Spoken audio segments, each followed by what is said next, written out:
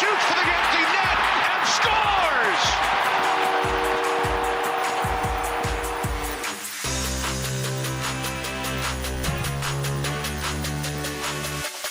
Hi, everyone. It's the Adam Gold Show. That is Victoria. Is this new music? Very interesting. Snazzy. It's got a little pep in its step. Well done, Rusty. It's the Adam Gold Show. So we're here on YouTube, as we always are. YouTube.com/Adam Gold Show /999 The Fan, which is our home base. Either way, you can get to us. Subscribe, like. Does anybody really smash a subscribe button? Maybe. Smash it. We don't do that anymore. Like when you could slam the phone down, like hang up a phone dramatically. Yeah, you can't do that now. You can, but it'll cost you like $1,000. Yeah. How long ago in your life, and we can't go back very far, did you have a phone hung up on the phone hung up on the kitchen wall? Oh man, with the cord, the never-ending like coral cord. Yeah. Oh gosh. Ooh. As a matter of fact, I would almost pay. I won't, but almost pay if somebody tweeted me a picture of a phone hanging up on the wall of your kitchen at home. Okay, I will say our house has a lot of antiques in it, and I do have an old school phone in my kitchen, in our kitchen. On the wall? On the wall. Really? It's like the old school kind that hang on the, oh my gosh, he's probably like, this is what it's called. But it's like one of those old school ones, the black handle ones that you hold up to your ear. Oh, okay, so that's actually like a decorative thing. It's an antique, yeah. Right, no, I'm talking about mounted on the wall. Yeah. In your kitchen. It's probably usually near the refrigerator. An off-white color. Yeah, exactly. I had one of those. Oh, yeah. I used to call my grandparents growing up on that phone. In a house I owned in North Raleigh. We had one. So, yeah. That was the house that I grew up in before I went to App. So if that tells you, it's been a minute. At A Gold Fan on Twitter. At Adam Gold on Blue Sky. Send me a picture. I know. I want to see it. I want to see it. I literally have not had a landline in many years. Back in the day, you used to need one just for the internet. Now I don't think that's Although my last two landlines are still the code for my shoppers savings cards at two supermarkets. Yes. So I shop at Lowe's food store or Harris Teeter, they're tied to old landlines. Yep. And I still use those. I know I could all consolidate them all into one phone number. Yeah. But I just haven't done that. I know. I am guilty of that too. Wow. What a way to start the program. Let's just start. Let's get it started. Let's get it started in here. Let's get it It's memory lane. I really apologize. No. Those phones were so cool. I also grew up in a time where, the landline phone was, see-through, and you could see the insides of it. That's when you were really cool. Yeah, that's when you were cool and you call your best friend on that. Oh, yeah. Back in the day, man. I used to get home from school and go downstairs to my room, and I had my first stereo. Yeah. Was an all-in-one unit, which had the turntable where you could stack multiple albums, right? And it also had an 8-track player, don't at me, and a cassette player. You could record right from the albums if you wanted. And I used to go stack my albums and then, oh yeah, let it play through. Yeah, whatever. All right, Duke did what Duke did last night. They dominated Virginia. I think it was 80-62. Was the final score. Remember, Virginia had won 3 in a row. Actually a good three-point shooting team and shot it reasonably well from three-point range last night, basically right around their average. I think they were 8 of 22. They were about a 37% three-point shooting team, so they basically hit their number. Again, you make 8 of 22 against Duke, probably in pretty good shape. Oh, no, they were not in good shape. They were talking about Ron Sanchez, though, being the successor to Tony Bennett, and he might be. He might very well be. I'm not making an editorial comment one way or the other. But that was one-way traffic. I thought Virginia got off to a pretty good start, and Duke still led by 1. Duke won on the offensive glass. They got 37% of their misses. they utterly dominated the defensive glass. They picked up about 90% of available rebounds on the defensive end, and for that, John Shire was pleased. They know that's the one thing I've been on them the most about the last few games, and they responded. They attacked it. I thought everybody, even the one into the first half, I usually flip out over those. And for me, we were in the fight. We just didn't come up with it, and it was the only offensive rebound of the half. And so I just think that speaks to the level of focus that we had. So Duke is in an interesting position here, I believe, over the next 2.5 weeks going into the ACC tournament. And that is, they have to make sure that their game stays sharp in all phases, in spite of the fact that the competition will not be like game in and game out NCAA tournament teams. In fact, there are probably no NCAA tournament teams between now and the time that everybody gets to Charlotte for the ACC tournament.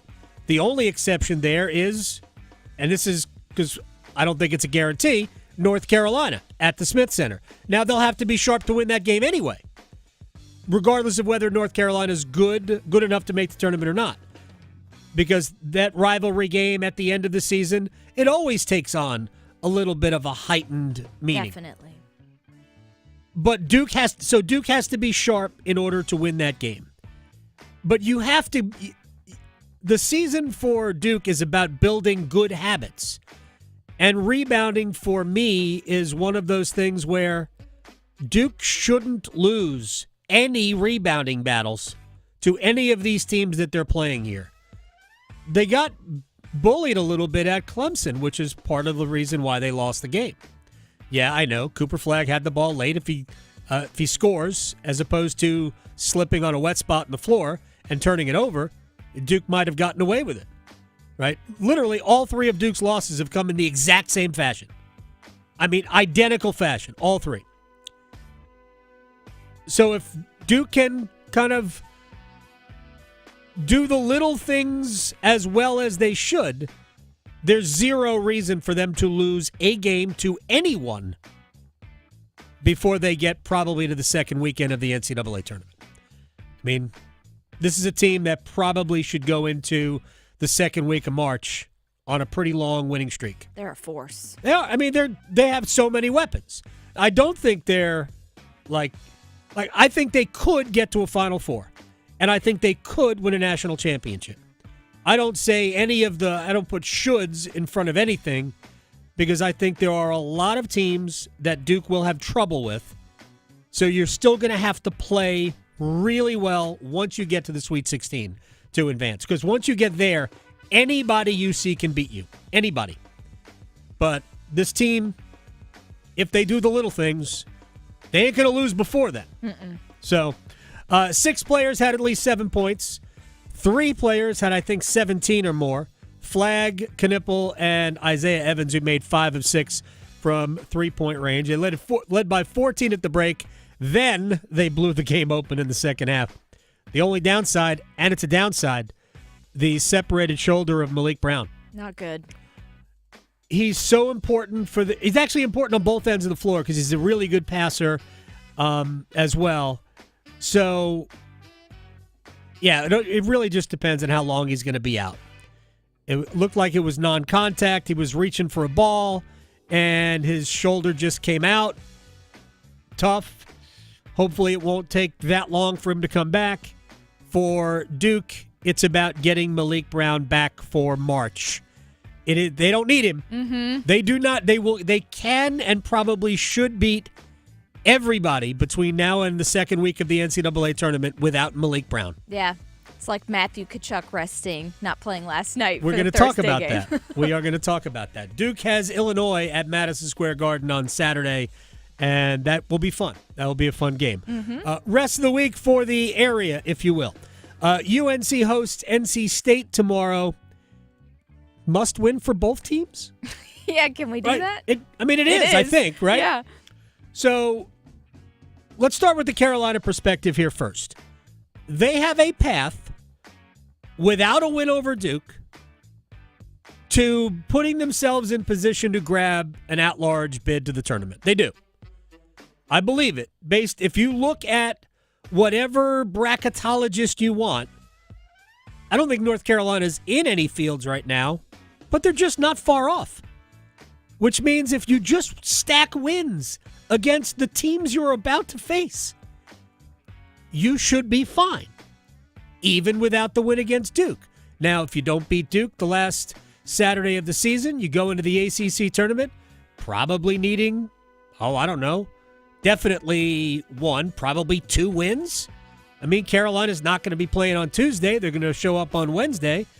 Win your Wednesday game, probably win a quarterfinal game, and get to Friday semifinals, and then I think you're probably in. I do. I believe it. So you can't lose the game.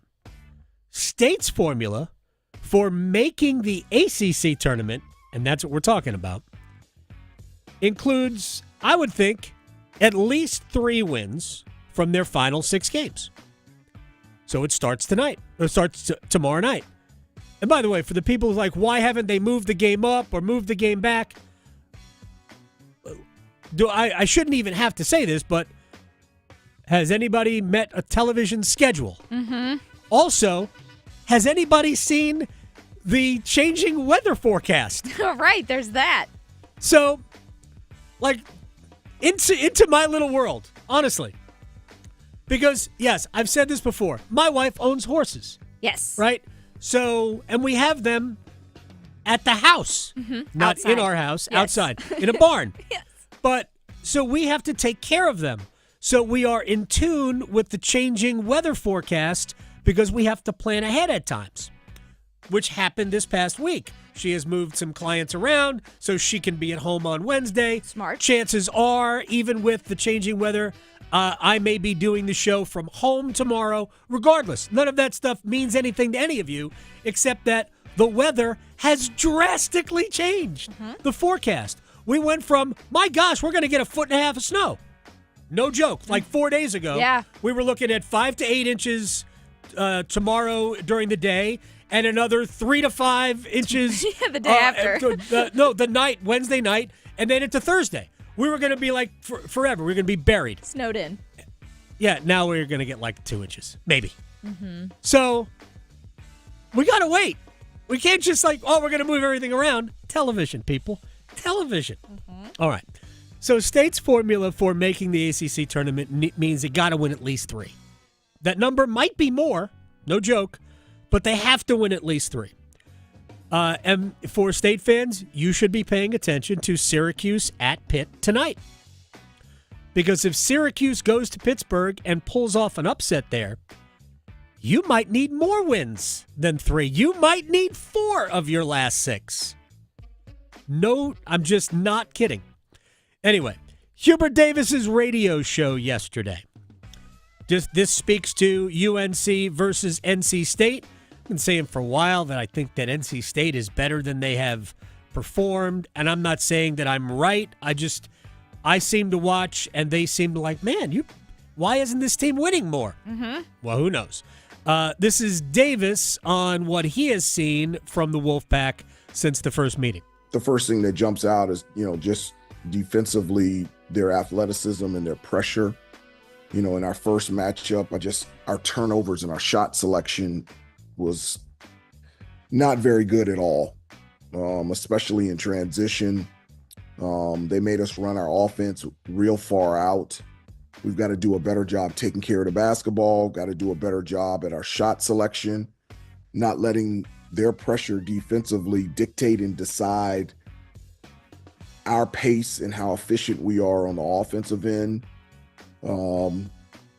But it's a team that can score at all 3 levels.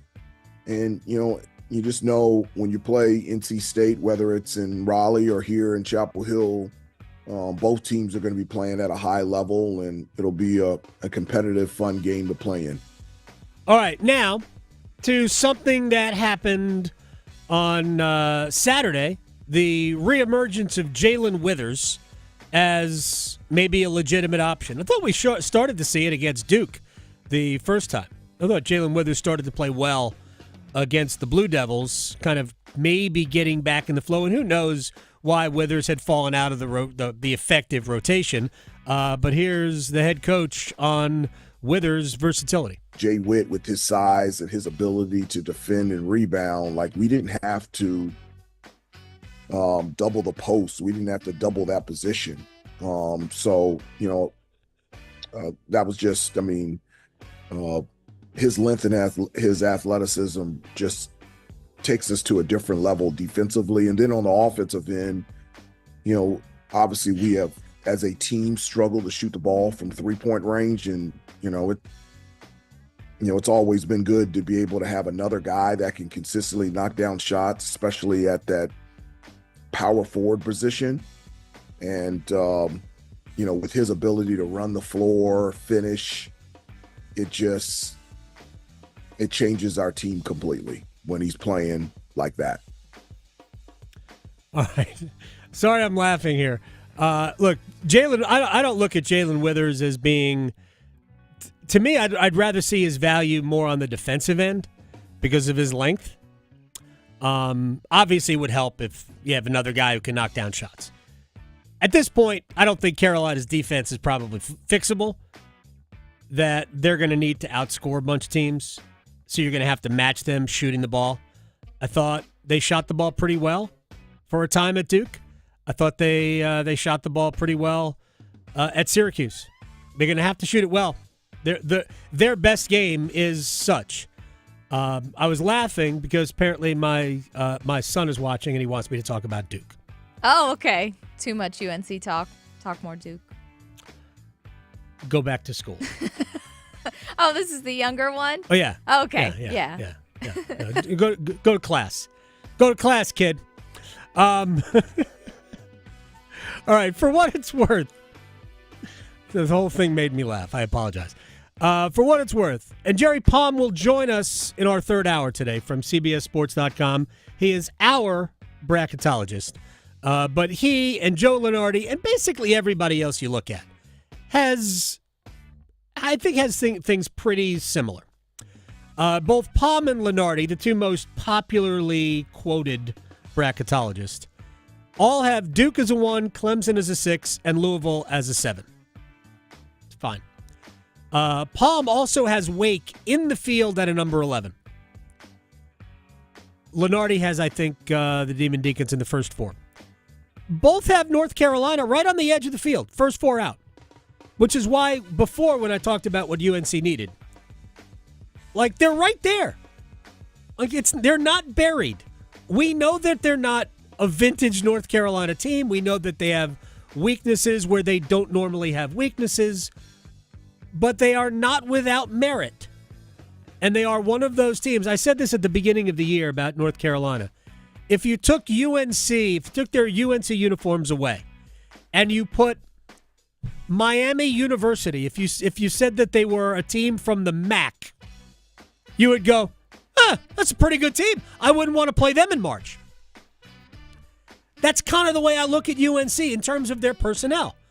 They've got good enough guards. They've got a little bit of size that, while not great defensively, can certainly pose some problems, whether it's Drake Powell or Jaylen Withers. And they got one big man who's not that good, but hey, you never know if Jalen Washington has a big game. He certainly did at State, right? We were talking, I remember the narrative coming out of that game. That was the Jalen Washington game.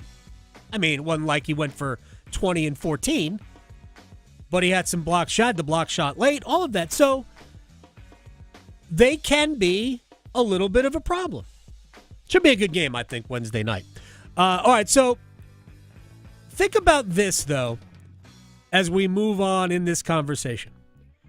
Think about this, the anxiety, if it were a 76-team field. Yes. Oh, yes. At College Game Day in Tuscaloosa this week, where ESPN was camped out for Auburn, Alabama, Pete Thamel, who is ESPN's college sports insider, talked about a pending expansion to the NCAA men's basketball tournament. Obviously, we have Selection Sunday a month away, and there's development behind the scenes about what this tournament could look like in 2026. NCAA President Charlie Baker is on the record saying there's been discussions about growing the tournament to either 72 or 76 teams. I had multiple high-ranking sources tell me this week that the more likely option, if the tournament were to expand, would be to 76. It's dizzying, isn't it? First of all, was that Alabama fan booing? Yeah, it sounded like it. Did they play the Canadian national anthem? I know. What did like, they do what there? are we doing? So, is this the face-off? Look, I think we have there is a knee-jerk reaction to expanding a basketball tournament, which I think is fair and probably just, to be honest. And well, this will be a good question to ask Jerry later when we talk to Jerry Palm. I don't believe you can come up with an honest, good excuse to expand the field. I just don't think you can. I think it would be bad faith arguments to expand the field. You can't pretend that we're leaving out really good teams. You can't pretend we're doing that because we're not. So the only reason to expand would be money.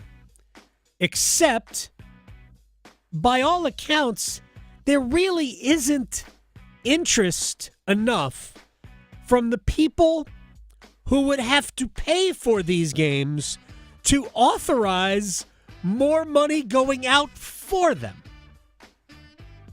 So again, what are we talking about? Except for this. And I think it's tied into the thing we're going to talk about in our next segment.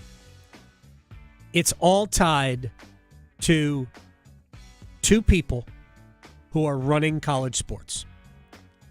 Because you can't convince me that the masses, I know the smaller conferences aren't pushing for an expanded NCAA tournament because they will not benefit.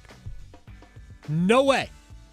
The same Missouri Valley Conference teams that get into the NCAA tournament, those teams will get in. Expanding the conference, the NCAA tournament, will only benefit the power leagues who will get more of their teams in. It's always going to work out that way, and I promise you we're talking about two people. And we'll get to that. This is the Adam Gold Show. I am Adam Gold. When we come back, we haven't even talked Four Nations yet. All right, we're going to do that because last night was predictable in some ways and disturbing in others. I won the bet. And I do. Sweden. I picked Sweden, remember? That's right, you did. Yeah. That's right. That game started off great for the United States. I know. And then they stopped. And then it was done. We were like, okay, never mind. Good. We don't need to win. Yeah, we are going to talk Four Nations. John Forsland is going to join us in our second hour. We have bad actors in charge, and they do not have our best interests at hearts. I am talking about college sports. Next. Talking sports, dropping truth. The Adam Gold Show on the North Carolina Sports Network. Listen every afternoon for The Drive with Tim Donnelly. If Super Bowl 59 shows us anything, it shows that defense wins championships. That tried and true saying, defense wins championships. And if you're the Carolina Panthers, this is something you have to devote this offseason to fixing. Draft picks, free agency. You have to strengthen up that side of the football. You have to be great on defense in order to win. The Drive with Tim Donnelly, 3 to 6 on 99.9 The Fan.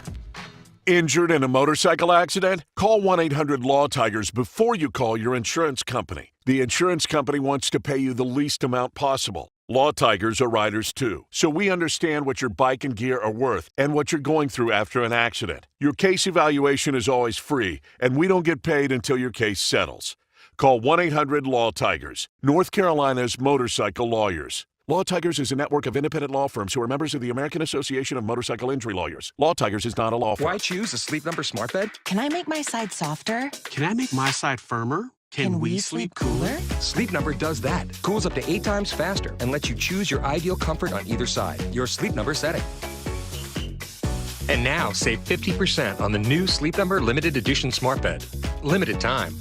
Exclusively at a Sleep Number store near you. Learn more at sleepnumber.com.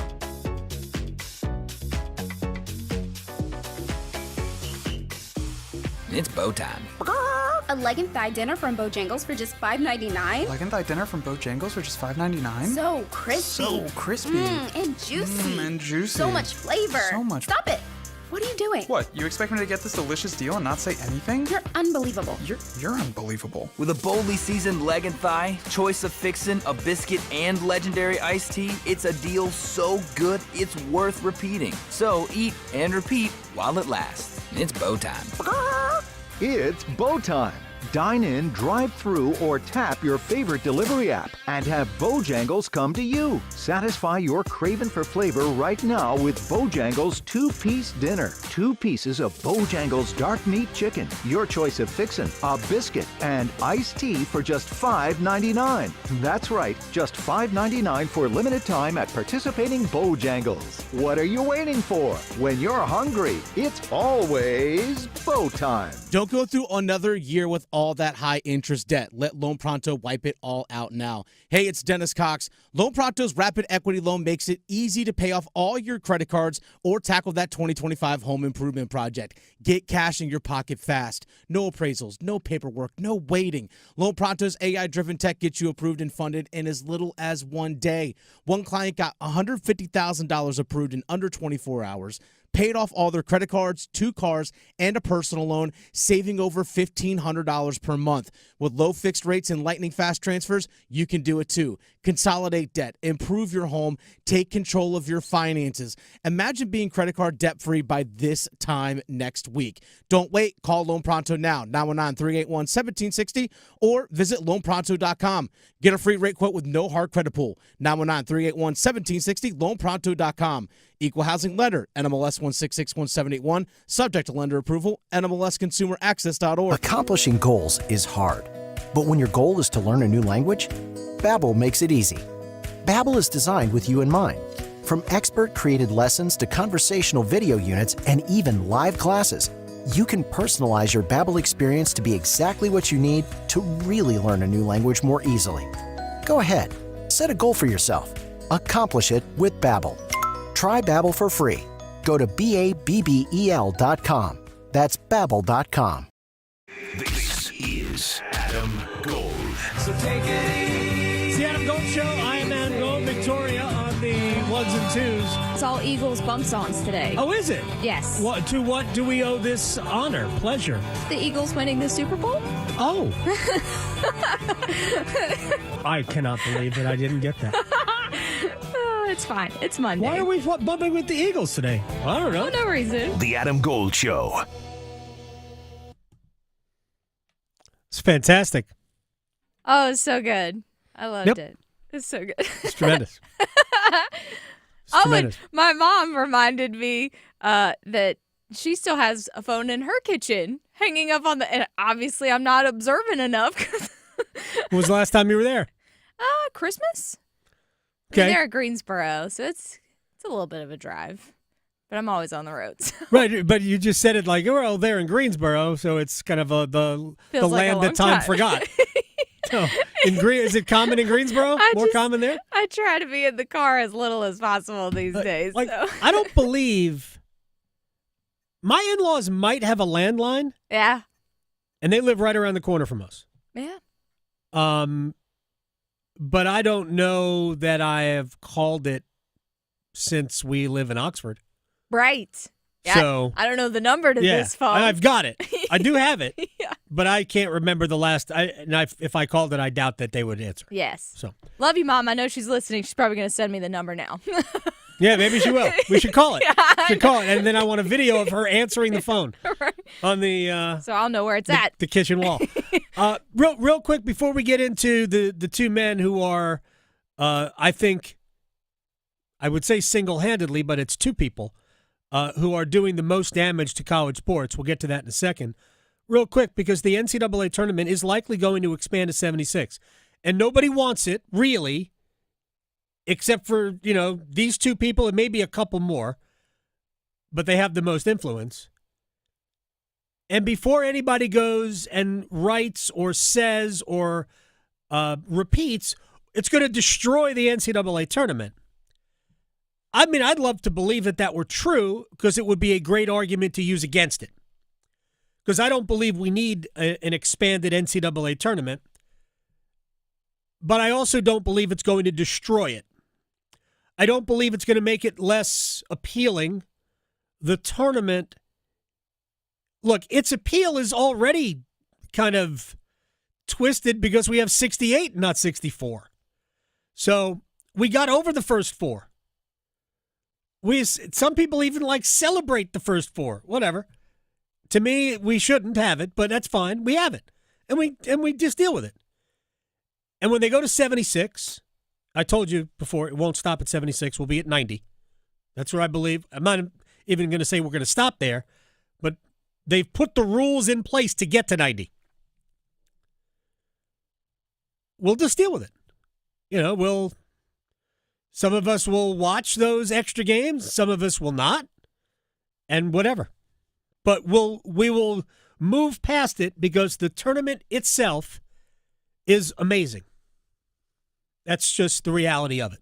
So it's not going to destroy the event. It's not going to make it less fun to watch. It's not going to make it better. But it won't make it less good. There will just be more of it. I don't know, maybe for some people that will make it better. I don't think it will. But it's certainly not improving the event. But it's not going to destroy it. So let's just set that argument aside, even if it's something that we really don't want or, frankly, need. Now we get to the other tournament, the college football playoff. We told you yesterday, and we knew that it was coming. I did make one incorrect statement. There's no change for this upcoming year. There will be no change for this upcoming year at all. It'll be exactly as we saw it this past year, maybe even the poorly seeded event that we saw. Because what we had this year were the top four conference champions, top four ranked conference champions got byes, even though the third and the fourth conference champion were ranked in the college football playoff rankings somewhere like, I don't know, 12 and whatever. It was weird. We didn't have 1, 2, 3, and 4 as byes, which we should. You need a unanimous vote of the 10 conference commissioners plus Notre Dame. So 11 different people have to all agree to change that process. I don't think you're going to get that. If you do, great, and they seed it properly, because they should seed it properly. If we're going to have a tournament, it shouldn't be what we had this past year, which was unfair in some ways to Oregon, right?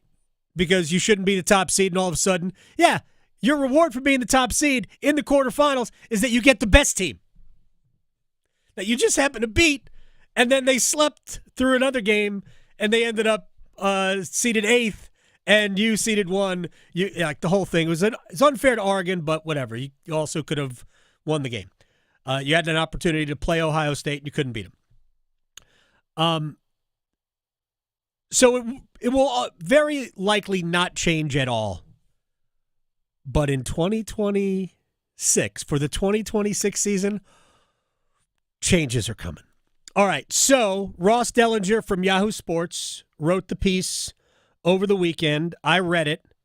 It's gross in that Greg Sankey and Tony Petitti, who run the SEC and the Big Ten respectively, who are on this power trip, money grab. I mean, this is it. This is all that this is about. It's how much money, how much power we can pull out of this system. It has there's no benefit to the sport as a whole. None. This is Pat Forty from the College Football Inquirer. It's Yahoo Sports College Football Podcast with Ross, with Pat Forty, and Dan Wetzel. All three people who have been on this program before. And here's Pat Forty giving you his thoughts at the expanded 14-team college football playoff format, which would include 4 automatic bids for the SEC, 4 for the Big Ten, 2 each for the ACC and the Big 12 as well. Here's Pat Forty. This is terrible. This is further greed. This is unchecked power mongering. There's no leadership. There's no leaders. We don't have any leaders. We have strongmen and grifters. That's all we got. We have strongmen and grifters who are running college athletics. They don't give a damn about the whole. They don't give a damn about any other sports. All they want is more money and more control for the things for the top people.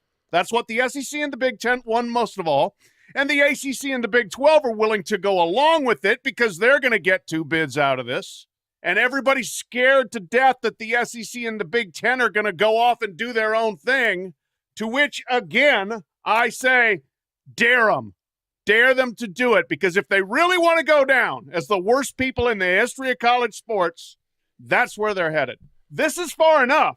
This is far enough that you are shoving stuff so far down people's throats that nobody is sitting there clamoring to say, God, the playoff was no good. We need more teams and we need more automatic bids for the people that already have all the advantages. Is anybody out there saying that? Then maybe it's the same people that won a 76-team basketball tournament. Where are they? We're going to end up with that. They're going to shove that down our throat too. That's coming. It's great. College athletics is run by wonderful people. There are no lies there. No lies at all. It's been a while that I've been saying this. The people who run college football, and by that I mean Greg Sankey from the SEC and Tony Petitti of the Big Ten, they don't like college football. None of this is benefit. None of this is beneficial to college football. None of it. It is entirely beneficial only to the bottom line of the SEC and the Big Ten. That's it. It doesn't make the game better. It doesn't make the sport better. It makes them richer. That's all it does. It consolidates power. That's all it does. I have been saying this for more than a year. The expanded playoff, hey, it was fun. By the way, the episode of this podcast right here, if you are a fan of college football, listen to it, because even Dan Wetzel, who has been a proponent of a college football playoff, and some of my best friends who cover the sport have been proponents of a playoff because they think this is exactly what the sport needs. Every other sport has it. Yeah, except every other sport isn't football. And football needed to be treated differently, and now we're not, and you see where we're headed. But even Dan, who's been a proponent of it, is like, yeah, none of these games were competitive. The opening weekend games, none of them were competitive, but hey, it was cool. We had them on campus. That was fun. They weren't amazing television ratings grabbers. They were good, but they weren't massive. I mean, I think Ohio State, Tennessee probably was. Theoretically, that should have been a good game, but it wasn't. Maybe because Ohio State was that much better than everybody else. But now we're getting into a part of this conversation where we are guaranteeing. This is not about who's best. This is about who's got more power. This is a good analogy. There's a lot of things we can talk about with this. When I was a kid, when I was like, 10 years old, I used to babysit for my younger sister. I was probably a little bit older than that. I think I was 10. I was 12 years old babysitting for my younger sister. She's about a little less than 5 years younger than me. And we'd play Monopoly. But because I was the older brother, didn't want to lose to my younger sister, I rigged the game. Like, you can only buy properties on this side. Like, no joke. I got, the green and the blue properties, and then the orange and the purple, magenta on one side, and she got the light blue and the purple Baltic Mediterranean I did allow her on the other side where the was it red and yellow? Is go to jail on that side too? Go to jail. Where go to jail was? I don't remember. But so I got the two better sides than she did. Yep. She couldn't buy those properties. I could still buy the others, right? But she couldn't buy on that side of the board. Sibling Those are the stuff. rules. You want to play Monopoly? You want to play my game? You got to play by my rules. What's the freaking difference here? The ACC and the Big 12 both agreed that in the division of revenue in the playoff, it didn't matter which teams made up the field. The ACC and the Big 12 both agreed to essentially combined getting what the SEC and the Big 10 got individually. Why? Why did you do this? Why was this not screamed about by the college football media? Like, what happened to the merit-based part of this? And this is what I've been talking about for so long, and I realize it sounds like, what's wrong with gold? Because none of this is fair. None of this is right. And what Pat Forty said there was that these are schools, these are groups of schools that already have the built-in advantages of wealth. So the SEC and the Big Ten, by virtue of their television packages, we're going to get to a point where it's going to be twice what the ACC and the Big 12 can pull in. Right? We're not quite there yet, but it will be about twice. And all this is rigging the game. What happened to merit-based? If I were Jim Phillips or Brett Yormark, I would simply go, no automatic bids. 0. No automatic bids. Best 14 teams go. End of discussion. Why would that be a terrible thing for anybody to say, okay, that's fair? Because if I'm the SEC, I'm thinking, we're going to have 7 of the best 14 teams every year, which they might. But that's how it should be. I don't know. I feel like I'm not. I know because Pat Forty is speaking the same things that I'm speaking right now. I feel like I'm the only person at times who sees this BS for what it is. These two people have zero interest in the health of college football. They don't care. Don't. All right. We're gonna do one-timers when we come back. If we have any questions on this, I'll be happy. Yeah, they could put it in the YouTube stream. They could put it in the YouTube chat. One-timers if they want. And maybe we'll talk about Four Nations, which no Seth Jarvis yesterday. I know. Right. We are going to get to not Seth Jarvis, but maybe to Four Nations coming up at the top of the hour. John Forsland will join us at about 1:20 to talk about USA Canada Part 2 coming up on Thursday night. One-timers is next. Making more sports sense than social media trolls. The Adam Gold Show on the North Carolina Sports Network. Hey, it's Adam Gold from my friends at FanDuel, America's #1 sports book, and we are exiting the shortest month of the year for March. And you know what that means. College basketball. And right now, new customers on FanDuel can get $150 in bonus bets when your first $5 bet wins. That's right, $150 of their money to use as you see fit. As long as you win your first $5 bet, time for you new customers to join in. FanDuel.com/AGS. FanDuel.com/AGS. Get in on all the college hoops action before March takes over. FanDuel, 21 and over and present in North Carolina. First online real money wager only. $5 first deposit required. Bonuses issued as non-withdrawable bonus bets, which expire 7 days after receipt. Restrictions apply. See terms at sportsbook.fanduel.com. Gambling problem? Call 877-718-5543 or visit morethanagame.nc.gov. The North Carolina Department of Health and Human Services is looking for people aged 21 or older to volunteer in long-term care facilities. Community Advisory Committee volunteers help residents and their families advocate for the needs of individuals living in long-term care facilities, such as nursing homes, assisted living facilities, and family care homes. Volunteers must complete orientation and training to become designated and certified representatives of the Long-Term Care Ombudsman Program. Visit ncdhhs.gov/aging to find your county's ombudsman. Going to college gives you more career options. You could say it pays for itself, but it might not feel that way in the short term, especially when tuitions do. That's where the FAFSA comes in. The FAFSA is the free application for federal student aid. It's your gateway to money for college. Whether you're seeking scholarships, grants, work-study programs, or loans, it all starts with the FAFSA. So how about it? Make a plan for college and find everything you need for the FAFSA at cfnc.org. Electricity. It's what powers our lives, from the ordinary to the extraordinary. In North Carolina, 26 local electric cooperatives provide energy to 2.8 million people across the state. But we're providing so much more than affordable, reliable power.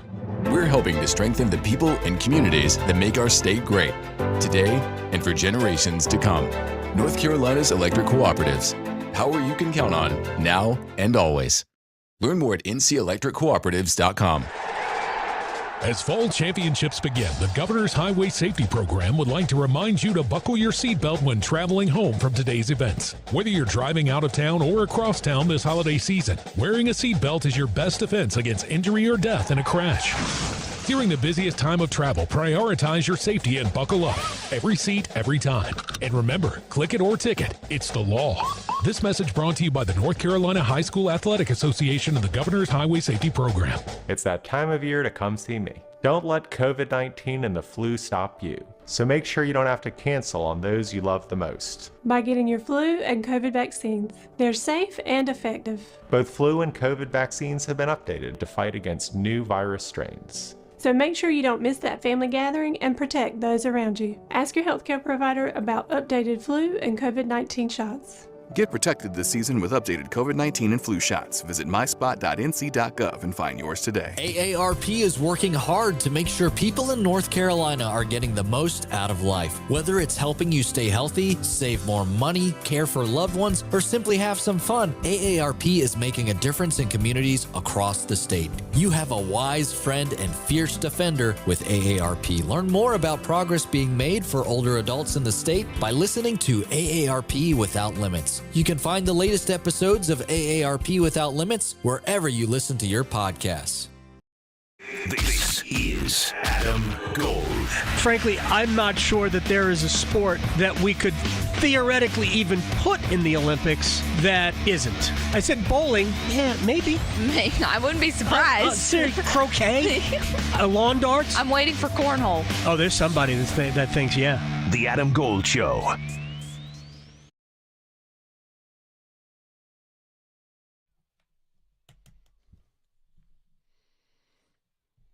It's the Adam Gold Show. I'm Adam Gold. Didn't really intend for that rant to go on as long as it did. It's okay. Sometimes when you're feeling it, you just got to go with it. It is what it is. Just greed is bad. Greed is gluttony, right? Isn't that one of the 7 deadly sins? It is. Gluttony. That's what it is. All right, we got a lot of things to do. John Forsland will join us in about 30 minutes. 4 nations face off. We're down to 2. We all knew we were going to get here. Final standings look very cool, by the way. USA 6, Canada and Sweden each with 5. But, of course, Canada has the overtime win over Sweden. So, therefore, the tiebreaker. And now it's time for one-timers.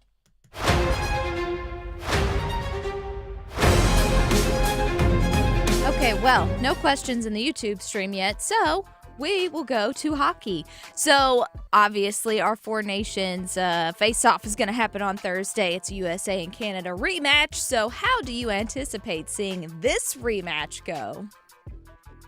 I wish I knew who was going to play in it because the United States suffered some personnel losses. Now, Canada also had some guys not play yesterday, right?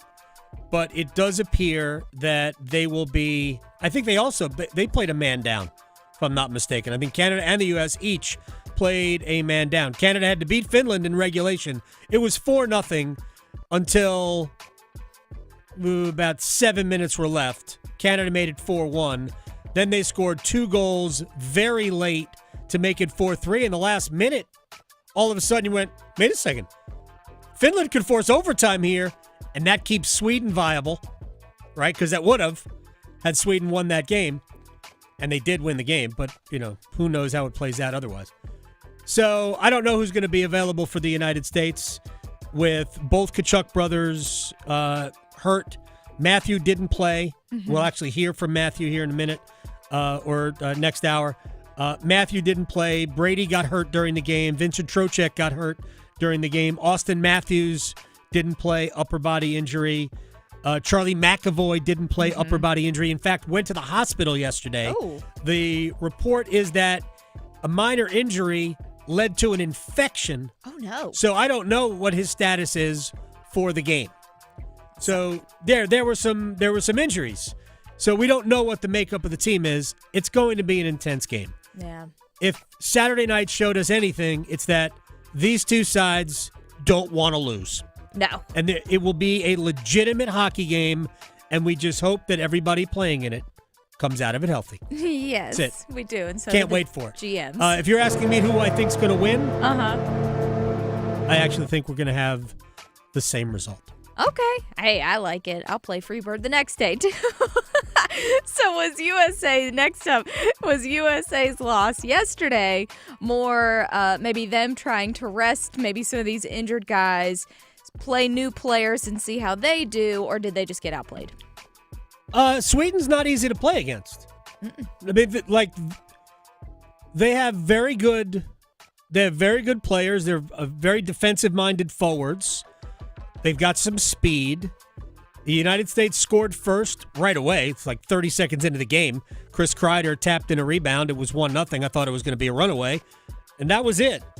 And I think the injury to Brady Tkachuk mattered. I think not having Austin Matthews in the lineup mattered. But I also think that Samuel Ersson, for the goaltender for the Philadelphia Flyers, played well. So not that surprised by the result. I thought the U.S. would win the game, but they didn't really have to. So, well, they didn't have to. Not really. No. They didn't have to at all. No. And Sweden didn't either. It was a dead rubber game once we had the result in regulation at 1 o'clock. They were playing for pride. So, no, good, fun hockey game, though, to watch. Yeah, no, it was. And so we just did get a question on our YouTube stream. Zazu wants to know, how do you feel about Aaron Rodgers and Bryce Young trade? I think we should definitely do it. If there's Excuse you? I know. If there's... You mean we trade our What? Bryce Young for Aaron Rodgers? So somebody else named Bryce Young that we need to that we don't know about? Is there a water boy named Bryce Young? That we Nah, stop. Stop. Aaron Rodgers is washed. Yeah. I thought we were going to get Aaron Rodgers to, Pittsburgh. Mhm. I keep seeing that Aaron Rodgers is the best fit for Aaron Rodgers is Pittsburgh. Ooh. From Pittsburgh's perspective, no. No. Honestly, Pittsburgh, I was going to say they might be better off with another year of Russell Wilson. Not sure. I should keep But no, Fields. Aaron Rodgers, I cannot close my eyes and see Mike Tomlin putting up with Aaron Rodgers. Oh, no. Not a chance. Never. I actually don't think there's a good fit Yeah. for Aaron Rodgers. I don't even think Minnesota's a good fit for Aaron Rodgers. I know. Now the big question is he going to go anywhere? So I don't think there is I a don't good think fit he for will. him. Yeah. I actually think if he plays, I think it's the Raiders, to be honest. Mm-hmm. And it won't be about anything other than I want to play one more year. Yes. It won't be about winning. It'll be I want to play one more year. I want to go out on my own terms. And that's fine. If he wants to do that, I got zero problem with it. Mm-hmm. If the 3 games we get of good Aaron Rodgers next year will be fine. They'll be Right. fun. Yeah. Hope lucky enough to watch those 3 games. He'll probably have another Hail Mary. Oh, yeah. One more in the Yeah, tank. absolutely. Absolutely. Yeah. Well, so moving on to college basketball. So do you think NC State's last win maybe ignited them to where there's any kind of hope for the ACC tournament? Yeah. Yeah. No, look, I think that's Wednesday is winnable for them too. Carolina's not great. Mm-hmm. NC State can win that game. They have to find out At least 3. They have to find at least 3 wins out of their last 6. So it doesn't have to be Wednesday. But, I mean, you got to find 3. Yeah. But, yeah, I think it's winnable. I think Wednesday is winnable for them. All right, and last but not least, do you see the NHL keeping the Faceoff, the Four Nations Faceoff, for next year? I don't think you can do this on a regular basis. I really don't. So, no, I don't. I see them. I see an all-star game. Actually, we'll have the Olympics next year. Won't have either. So it's really good. We won't know about this for another 3 years. But I don't think you can do this on a regular basis. Questioning goalie interference calls since day one. The Adam Gold Show on the North Carolina Sports Network. Listen for the... Oh, my goodness! Check in for the... Beautiful back cut and a two-hand jam. Don't miss the... Race to the other end. Get ready for the show!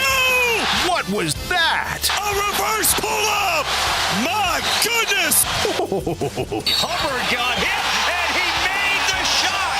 You're home for the Final Four from San Antonio. Cooper got it to rattle home! 99.9 The Fan, the Triangle Sports Leader. Hey, daydreamer. Did we catch you thinking about your dreams? With Wells Fargo Premier, a team can help you plan for them. So let's imagine your biggest dream. Not the easy one, the one behind it. The one you work towards every day and every night. Can you see it? Then we can help you plan for it. Ready to start planning for your dreams? You can at wellsfargo.com/getpremier.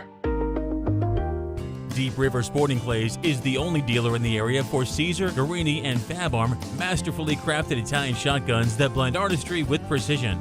Our collection includes the innovative Siren line, the first shotguns engineered specifically for women shooters. You get unmatched Italian craftsmanship, stunning details, and competition-grade performance. Visit our showroom to see these exceptional shotguns and demo one today. Our expert staff will help you discover the perfect match for sporting clays or field hunting. Learn more at deepriversportingclays.com.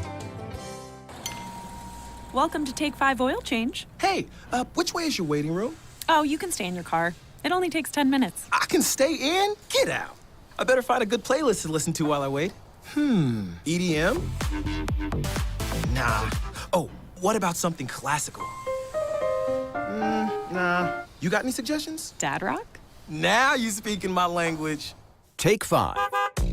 The stay-in-your-car 10-minute oil change. Breaking news coming in from Bet365, where every nail-biting overtime win, breakaway, pick six, three-point shot, underdog win, buzzer beater, shootout, walk-off, and absolutely every play in between is amazing. From football to basketball and hockey to baseball, whatever the moment, it's never ordinary at Bet365.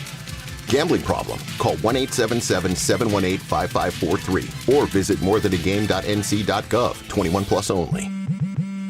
Spring forward with real unlimited data from Straight Talk this tax season and get a free Samsung Galaxy A16 5G or Moto G Power 5G 2024 with select plans. So you can stream games during Mad March hours, check the weather for April showers, and watch gardening videos about May flowers. Straight Talk, real unlimited data. Available at Walmart and straighttalk.com. Offer valid through 4/15/25. Taxes and fees apply. Requires purchase of single line gold unlimited plan or higher. For network management practices, visit straighttalk.com. I'm Dr. Miller, a dentist and a volunteer for Dental Lifeline Network. DLN asks dentists to volunteer to see just one patient per year who might not have access to proper oral health care. Join me in making a difference. Go to willyouseeone.org to learn more. Hey, Mom, I've been meaning to talk to you about some new COVID information I saw online. I read that black folks like us with certain conditions like diabetes, heart disease, mental health conditions, or being 50 and older, like you, are at high risk. Boy, you sound like a commercial. I'm just saying. I know you love your ginger teas and essential oils, but remember, there are treatment options for COVID-19. I promise if I get sick again, I'll call my doctor to ask about my options. Visit WeTalkWeRise.com to learn more. Brought to you by Pfizer. This hour of the Triangle Sports Leader is powered by Ritchie Law Firm, injury lawyers. Ritchie Law is on top of it. Go to ritchielaw.com. That's ritchielaw.com. WCMC HD1 Holly Springs. Take us with you on the radio, Instagram, TikTok, Alexa, and YouTube. 99.9 The Fan, the Triangle Sports Leader. Giveaway by Hintz. Onto the stick of McDavid. Not a good decision. Jump by McDavid. Score! An early 1-0 lead for Canada after Hintz turned the puck over. Here comes McKinnon moving in. Score! 2-0 Canada. Nathan McKinnon beats Lankinen. Here's McDavid. Sanheim stopped by Lankinen. Rebound. Score! Braden Point makes it 3-0 Canada. This is the Adam Gold Show on the North Carolina Sports Network. It's the Adam Gold Show. I'm Adam Gold. Victoria's on the ones and twos. John Forsland joins us in 20 minutes. We have our matchup. It's the matchup we always thought we were going to get. USA, Canada. It'll be the second meeting in the Four Nations tournament, and this one matters. Not that the other one didn't matter. All these games matter. And it's obvious from watching the way these games have played out. Even last night's USA-Sweden game, which meant nothing, was played at a relatively high level of intensity. Pretty good. I was on with our friends in Charlotte this morning on WFNZ. We talked a little bit about the Four Nations and I said this yesterday to Brendan when we were talking about the NBA. The worst thing that happened to the NBA All-Star Game was the direct comparison to what was supposed to be the replacement for the NHL All-Star Game. Now, it's impossible to look at what we've seen with Four Nations and this four-team event and look at it as, well, this just took the place of the All-Star Game. Except that's what it did. And these games mattered to every player who put that uniform on. They mattered to the point where we get guys legitimately hurt. Like, legit hurt. Yeah. We had 3 fights in the USA-Canada game Saturday night. Again, I'm not glorifying that. I'm not saying we needed it. Whatever. But we had 3 fights in that game, and the intensity was way higher than I anticipated. And I thought that was the case for the 2 games on Tuesday and Wednesday, first 2 games of the event. Anyway, my point, or Wednesday and Thursday. Was it Wednesday, Thursday? I think it was Wednesday. I think it was Wednesday, Thursday. I think so. Yeah. Look, I'm not. I said before, I don't think we can do it again. I don't think we're going to have. I don't think this can replace the All-Star game and have this play its way out the way it has year in and year out. I think you would lose the impact of it if you did it every year. I do think what the NHL wants is to control a World Cup, which I'm in favor of, and have it every other year, because we have Olympic hockey every 4 years and have a World Cup every 2 years, sort of like the World Cup in soccer and the European Championships. Yeah. Stuff like that. Or Copa America. We had Euros and the Copa America, at the same time, and it's in the off 2-year period of a World Cup. That's what they would like. I think that's what the NHL would like. I think that's what they would like. It's a good trial run for the Olympics, too, to kind of see who's got it. We know who's got it. And these would be 4 of the top 5 nations. Russia would be the 5th if we can ever get Russia back on the ice. Yeah. For geopolitical reasons, we'll just leave that alone. But when the world comes back together, which may never happen, I don't know, then we'll get Russia back involved. But there are other countries too. Switzerland has been good. Germany getting better. Czechia, they just won the World Championships last year, played in Prague. David Pastrnak and Martin Necas scored a ton of goals. And there's plenty of players for those 2 nations that could play, or those 3, because I mentioned 3. Anyway, with all of that said, we haven't really gotten into Four Nations yet. We're going to do that. John Forsland is going to join us in about 15 minutes. So let's run it back. And let's just say that it wasn't an ideal Monday in this tournament, even though the hockey was really good. Canada-Finland took the meaning out of USA-Sweden. And no, I don't think anybody wanted to see that, but it was inevitable if that game played out the way it was always going to play out, in which Canada just blew Finland's doors off. I said this the other day, the real problem for Finland wasn't that they didn't have good defensemen. They were fine. They were NHL caliber defensemen in the game. That's good enough. But where they were weakest within that decor was their ability to get the puck out of their defensive end and in transition to create offense. They were helpless. Turnover, 3-0 Canada. Over. Finland, yes, I know Finland got to 3 goals. Pretend, if you want to pretend that was a competitive game, fine. That's on you. That was not competitive hockey. That was one-way traffic. The Canadians were way better than Finland because Finland could not transition the puck into the offensive end. Even statistically, it doesn't look that way, but if you watched, yeah, it was that way. Canada could have been up by a lot more. As it turned out, it got hairy. I mean, it did. It did. Mikael Granlund scores twice in 23 seconds, and all of a sudden it's 4-3. And you think, wait a second. And UC Saros, who was pulled into action when Kevin Lankinen was pulled after the 4th goal. Saros comes racing off the ice. There's a collision at center ice. Sidney Crosby wins the puck, shoots it into an empty net, and that was it.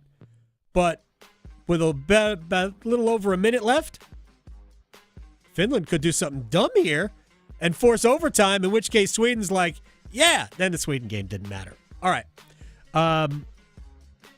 But the problem for the United States is they went into the game without Matthew Tkachuk, without Austin Matthews, without Charlie McAvoy, and lost Brady Tkachuk in the game to, my guess is, it looked like he might have crashed into the net and hurt his hip. Yeah. That's my guess, that he bruised his hip. Blade first. Right? Yeah. So, but he got a skate blade, but it looked to me like it was probably more collision with the post than anything else. I'm just speculating.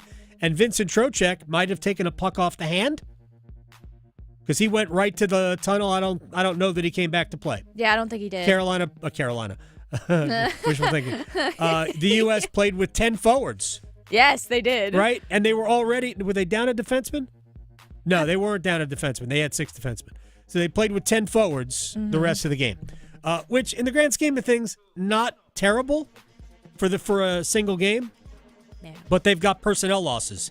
You don't want to be without really any of those players for a championship match against Canada, but they are. All right, so during the game, Matthew Tkachuk, who said he could have played, and maybe he could have, although he took himself out of USA-Canada in the early third period, might have even been in the second period, took himself out of the game and didn't go back in. Matthew Tkachuk was on the broadcast talking to, who was it? Kenny Albert and Eddie Olczyk in the TNT booth. I think that our biggest strength right now has been sacrifice and how close we've become as a team. Okay. And I don't know if that's necessarily something that we have to learn from now until then. I just think we have to keep growing and growing on that because that has been our secret weapon so far. And it's really, in these tournaments, guys come from playing all different places, and sometimes it's tough to find your role or find your strength for the team. And we have, all 23 guys have found it really quickly. And at the end of the day, Stanley Cup, maybe Game 7 aside, this is probably the biggest game that we've all played up until this point. So, I think that we have 23 guys in there that'll do absolutely everything they can for this game on Thursday, and we are so excited for this opportunity and very thankful that we have this chance at home, playing our biggest rival. They talk about, are you you beat them already, and you're going to the finals. Well, it doesn't really matter at this point now. Now it's up to one game, so it doesn't matter what happened on Saturday. It's a fresh start on Thursday, and we just can't wait for this opportunity. I mean, it's going to be legitimately fun to watch. And again, we're still in an all-star break. Right. So Seth Jarvis did not play for Canada yesterday, which leads me to believe in a must-win situation that Seth Jarvis won't play. Like if I were John Cooper, I'd have Seth Jarvis on the ice. I think he adds a lot, especially penalty killing against the United States. I think Seth Jarvis should draw in, but I don't see how you healthy extra him for a must-win game and then bring him back after winning that must-win game. I just think you'll go with the same lineup, barring injury. Maybe they'll have injuries. I have no idea. And the United States had a lot of other players out. Jacob Slavin played. Slavin has been very well last night. Yeah, well, Jacob Slavin plays well all the time. Yes. He's had an occasional game here and there where it wasn't vintage.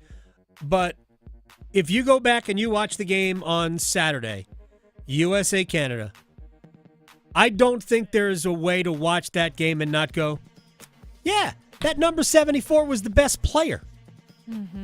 He was my first star. Granted, you just covered the Hurricanes. Yeah, I get it. But I do believe he was the best player. Facts are facts. And there's a reason why, other than the first goal, which Slavin was not on the ice for, which was scored by Connor McDavid, there's a reason why after that, McDavid, McKinnon, and players who played with McDavid and McKinnon really didn't impact the game. Slavin took most of his shifts against one of those two players. More McKinnon than McDavid. And I thought Noah Hannafin and who was Hannafin playing with? McAvoy, I think. I think that was also probably the United States' second best defensive pair. Noah Hannafin played a dynamite game on Saturday night. But Slavin completely threw Nathan McKinnon. McKinnon couldn't get anywhere. Nope. I think he had one shot on goal. Yeah. With all that speed. That's right? saying a lot, too. McKinnon, woo-hoo. Who's arguably been the best player in the world for the last year and a half. Anyway, Slavin was that good. And we look forward to, watching Jacob do his thing again against Canada. Just don't get hurt. Yeah, that's the thing. And, it's funny. I talked to Rod Brindamore before this event. And you could tell he didn't like it because I don't know that he knew it would be this good, to be honest. And I think based on his conversation on this radio station in the morning, we have a show called Next Up. Paul Ihander and Graham Hill co-pilot that. And they had Rod on today. And Rod said it was better than I thought that it would be. He was not in favor of it. Right? He would be in favor of a bigger event, but he also doesn't like when. Nobody wants to shut the season down for 2 weeks for an all-star break. And that's basically what we all thought it was going to be. But we've seen real hockey. The only drawback to this is real hockey sometimes creates real injuries. And think about, for instance, if you are Ottawa and you lose Brady Tkachuk, your best player. Yeah, not good. For the last 2 months of the season, and you're trying to make the playoffs. Is it worth it? The answer is no, not to Ottawa. It might be worth it to the league, right? Although I doubt it. But it's certainly not worth it to Ottawa. The Hurricanes would not want to lose Seth Jarvis for the next 2 months leading into the playoffs or even beyond that. So it's not worth it to the Hurricanes to risk losing Seth Jarvis for this event in the middle of the season. So I get why owners would be hesitant to rubber stamp this again. The Olympics will come with, I think, a little bit less risk because of the ice surface. And Olympic hockey is a little bit, it's not unphysical, it's just a little bit less physical. They're not dropping gloves in the first 9 seconds of the game. That was something. We'll see if John Forsland enjoyed that or not. I mean, again, I was more stunned by it than entertained by it, albeit it did create some energy in the building in Montreal. There's no doubt about it. But we'll talk to John Forsland about Four Nations. Has it met his expectations? Who has stood out? And more next. Talking sports so you don't have to pretend to know stuff. The Adam Gold Show on the North Carolina Sports Network. Listen every afternoon for The Drive with Tim Donnelly. If Super Bowl 59 shows us anything, it shows that defense wins championships. That tried and true saying, defense wins championships. And if you're the Carolina Panthers, this is something you have to devote this offseason to fixing. Draft picks, free agency. You have to strengthen up that side of the football. You have to be great on defense in order to win. The Drive with Tim Donnelly, 3 to 6 on 99.9 The Fan. What would you do with an extra $75,000 right now, or even a couple $100,000? If you own a home, you can get that money in less than a week with Loan Pronto. Hey, it's Dennis Cox. Loan Pronto is the leader in quickly converting your home equity into cold, hard cash. You can pay off all your credit cards or start that home remodel. Loan Pronto has several easy options to let you access the cash from your home. There's virtually no paperwork, no cumbersome process, no junk fees, and often no appraisal. Listen. The average homeowner now has over $300,000 in equity. That's your money. Use it. One client got $150,000 out and paid off all their credit cards, 2 car loans, and a personal loan, cutting their monthly expenses by $1,500. You can get approved in as little as 1 day. So act now with no hard credit pull up front. LoanPronto.com, 919-381-1760. Get the money you need for anything. 919-381-1760, LoanPronto.com. Equal housing lender, NMLS 1661781, subject to lender approval, NMLSconsumeraccess.org. A new game has landed in North Carolina. Officials are calling this new species of game Cash Pop. So easy to play, it's out of this world. Reports confirm you just pick and match one number to win up to $2,500. With 5 drawings every day, cash landings have been cited across the state. So be on the lookout for Cash Pop from the North Carolina Education Lottery. The wins are out there. Must be 18 to play. See Cash Pop prize and odds chart at nclottery.com for details. Problem gambling helpline 877-718-5543. It's bow time.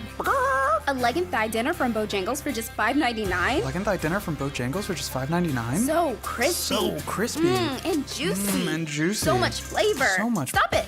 What are you doing? What, you expect me to get this delicious deal and not say anything? You're unbelievable. You're unbelievable. With a boldly seasoned leg and thigh, choice of fixin', a biscuit, and legendary iced tea, it's a deal so good it's worth repeating. So eat and repeat while it lasts. It's bow time. It's bow time. Dine in, drive through, or tap your favorite delivery app and have Bojangles come to you. Satisfy your craving for flavor right now with Bojangles 2-piece dinner. 2 pieces of Bojangles dark meat chicken, your choice of fixin', a biscuit, and iced tea for just $5.99. That's right, just $5.99 for limited time at participating Bojangles. What are you waiting for? When you're hungry, it's always bow time. Accomplishing goals is hard. But when your goal is to learn a new language, Babbel makes it easy. Babbel is designed with you in mind. From expert-created lessons to conversational video units and even live classes, you can personalize your Babbel experience to be exactly what you need to really learn a new language more easily. Go ahead, set a goal for yourself. Accomplish it with Babbel. Try Babbel for free. Go to BABBEL.com. That's Babbel.com. This hour of the Triangle Sports Leader is powered by Ritchie Law Firm, injury lawyers. Ritchie Law is on top of it. Go to RitchieLaw.com. That's RitchieLaw.com. If you see a student being bullied, be supportive. Ask if they're okay and invite them to join you. You'll be an ally and you can make a friend. Friendship! Visit StopBullyingSpeakUp.com and join Cartoon Network to redraw your world without bullying. This is Adam Gold. 80-second mark, I scream in the booth. I screamed in the booth. Why the heck is he still on the ice? Did you say it finish? I should have. Yes. No, he wouldn't. He curses in English. He does. All right, 2 seconds later, he scored. Yes. And I went, oh, that's why. That's what. The Adam Gold Show. the Adam Gold Show. I am Adam Gold. Victoria on the ones and twos. Two things to point out. The first is that the Carolina Hurricanes return to the practice ice today. Or I think they're about to return to the practice ice. I'm not sure when they practice today. But they are back in terms of practicing. Of course, Jacob Slavin's busy. Seth Jarvis, busy. We'll see how busy come Thursday night.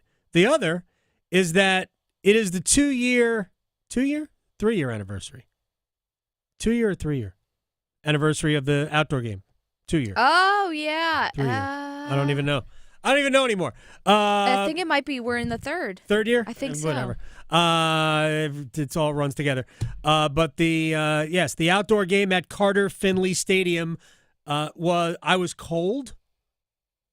Most memorable sporting event I have attended since living here about I've been here almost 30 years. Mm-hmm.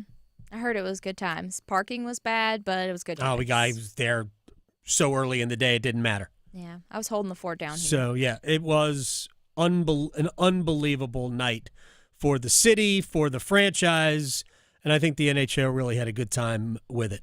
I think the NHL is also having a great time with the Four Nations tournament or the Four Nations Faceoff. John Forsland, the voice of hockey, the voice of the Seattle Kraken, TNT Sports, Prime Mondays on Amazon in Canada. He joins us on the Adam Gold Show. Is this better than you thought it would be? Oh yeah, and it's great to talk to you again, Adam.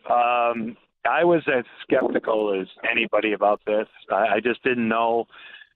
You know, with the league breaking down and by and large the entire league going on vacation, you know, how these players who are asked to participate in an exhibition tournament in lieu of the All-Star game, you know, how would they perform? How would they invest themselves in it?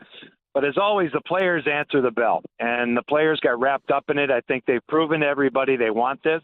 They want this on a regular basis. They're going to bargain it in the next CBA, and I think we're not going to be deprived as fans moving forward from seeing Olympic involvement every 4 years, every 2 years, a World Cup.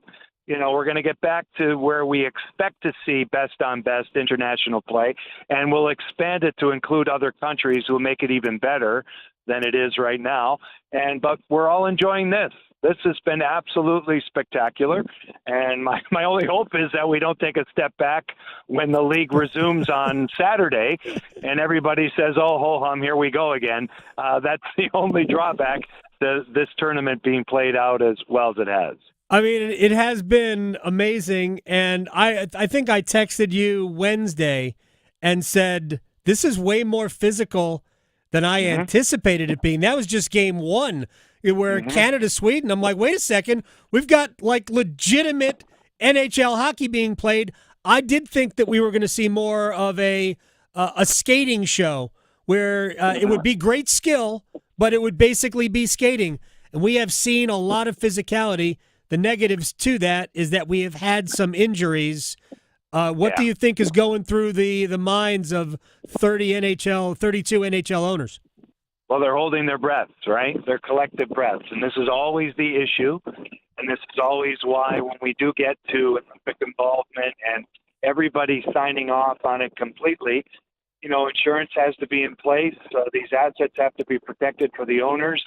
But by and large, you're giving the players an opportunity to do what they really want to do, is represent their countries, do what they did all as juniors when they reached the highest level. And for some of these players who were bypassed as juniors, who didn't get a chance to play in the World Junior Tournament or the U18 tournament, the U17 tournament, the World Championships, because they're always in the Stanley Cup playoffs and they don't get a chance to go to that.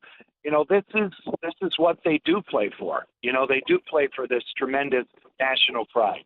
And so the rivalries have fostered all of this. It's been great to watch. But we're running into some situations right now where what are the rules? Can certain players now be reinfused in lineups? You know, where does it go Thursday? And these are all situations that, you know, no one can predict, but it has to be, and it will be a lot more buttoned down when they get to the Olympics. There'll be more players involved. There'll be a taxi squad, so to speak, and you won't run into this. Yeah, I believe, if I'm not mistaken, Quinn Hughes is going to come back into the U.S. Lineup. He was declared out before. Thomas Harley was on a beach somewhere. They needed a defenseman. Canada called in Thomas Harley, who, for people who don't know, was born in Syracuse, New York. Right. Of course, his parents are Canadian, so he's got dual citizenship, and that's fine. I ain't arguing about who can play for which country. But so we do need bigger rosters. I think for us, we were kind of bummed not to see Seth Jarvis not play against Finland. My suspicion is he probably won't play against the United States, but who knows? I thought Seth was good in the 2 games that I watched him play. What has stood out? First of all, let me just get your thoughts on the lunacy of 3 fights in 9 seconds Saturday night. Your thoughts on that when you saw it? I loved it.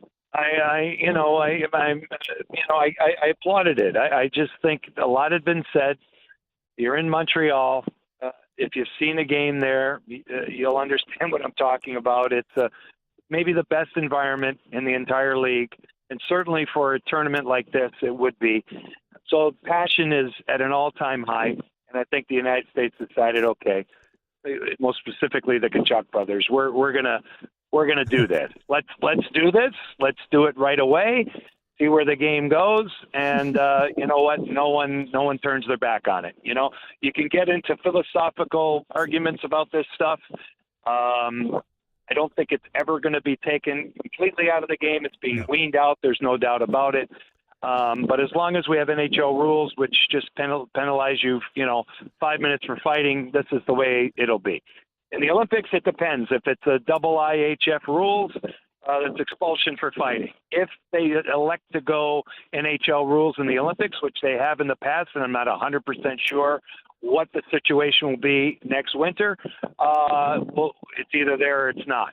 But I thought it added a lot of intrigue to the game, obviously, and people are talking about it like, and some people are talking about it like they've never seen anything like this because they're not old enough, right? And they're not old enough to know what it was like back when a lot of knuckleheads were doing this, and that's how they had jobs in the NHL. The players that did fight are outstanding players in every aspect of the game. That's the one difference. Yeah, three of the best players, American players on earth. All dropped the gloves in 9 seconds in. I did feel, credit to Sam Bennett, teammates of Matthew Tkachuk with the Florida Panthers for taking the bullet, I guess, to go fight with Brady Tkachuk. It was wild, but even after that, I thought the hockey was just super intense, and the McDavid goal that made it 1-0. He's an alien. There's just he's one of one on planet Earth that can do things like that. But it was such a great hockey game after that. I thought the game itself lived up, actually probably exceeded the expectations. Well, and for your market, what about the game Jacob Slavin turned in? I thought he was the best player Saturday night. Yeah, he was incredible. He was absolutely incredible and good. I'm so tired of he's a great defensive defenseman. I'm tired of that. I understand what it means, and they're right when they say it. But or he's one of the best underrated. Right. He's been underrated his whole career. Yeah. I almost used an expletive there. I know, but I mean, it's really, really painful to hear that because even when I was involved with the Hurricanes back when he was a young player, every time he played McDavid 5-on-5, he did well. Yep. He didn't totally shut him down. But he's so good at the blue line laterally. He's such a terrific skater. Yep. He's got a long reach and a great stick. I mean, he can defend high-end players, and he doesn't get enough credit for it, which to me makes him a great defenseman, period. Yeah.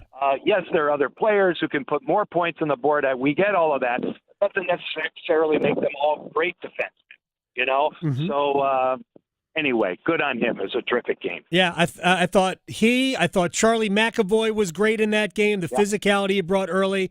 I thought Dylan Larkin was awesome. But those were my 3 stars. I had Slavin as the best player in the game. I understand that he did not get involved in any of the goal scoring. One more thing before I let you go, John Forsland. Do you think that we could have I mean, because I've been asked this question so many times now about could we have this again? Could the NHL do 4 nations? Now, next year they won't because it'll be an Olympic year. But like after the Olympics, could we go back to 4 nations? I'm not sure that you'll get this kind of buy-in every year. I think the Olympics will be the time to do it, and the World Cup in the off years, off Olympic years. I think, the 2 years after the Olympics, we'll have a World Cup. But I think in those other years, it probably have to go back to a normal All-Star game, no? You have to get all the countries involved, okay? And at some point, Russia comes back into this. Right. So you have to get all the countries involved to call it truly best on best. You can call this best on best kind of right now, and it's whets the appetite. And it's just too bad that it's been this long, but there's a lot of reasons, including the pandemic and CBAs and all the reasons why since 2016 we haven't seen this. But I think to do it within a season, every 4 years you can do the Olympics and break down your year and close your league down for almost 2.5 weeks and deal with it and compress your 82 games. To me, that's where you run into an issue. Schedule is really compressed, and it has been compressed for a while. And this is why you see so many injuries and teams, worried about getting through the trading deadline, getting to the playoffs.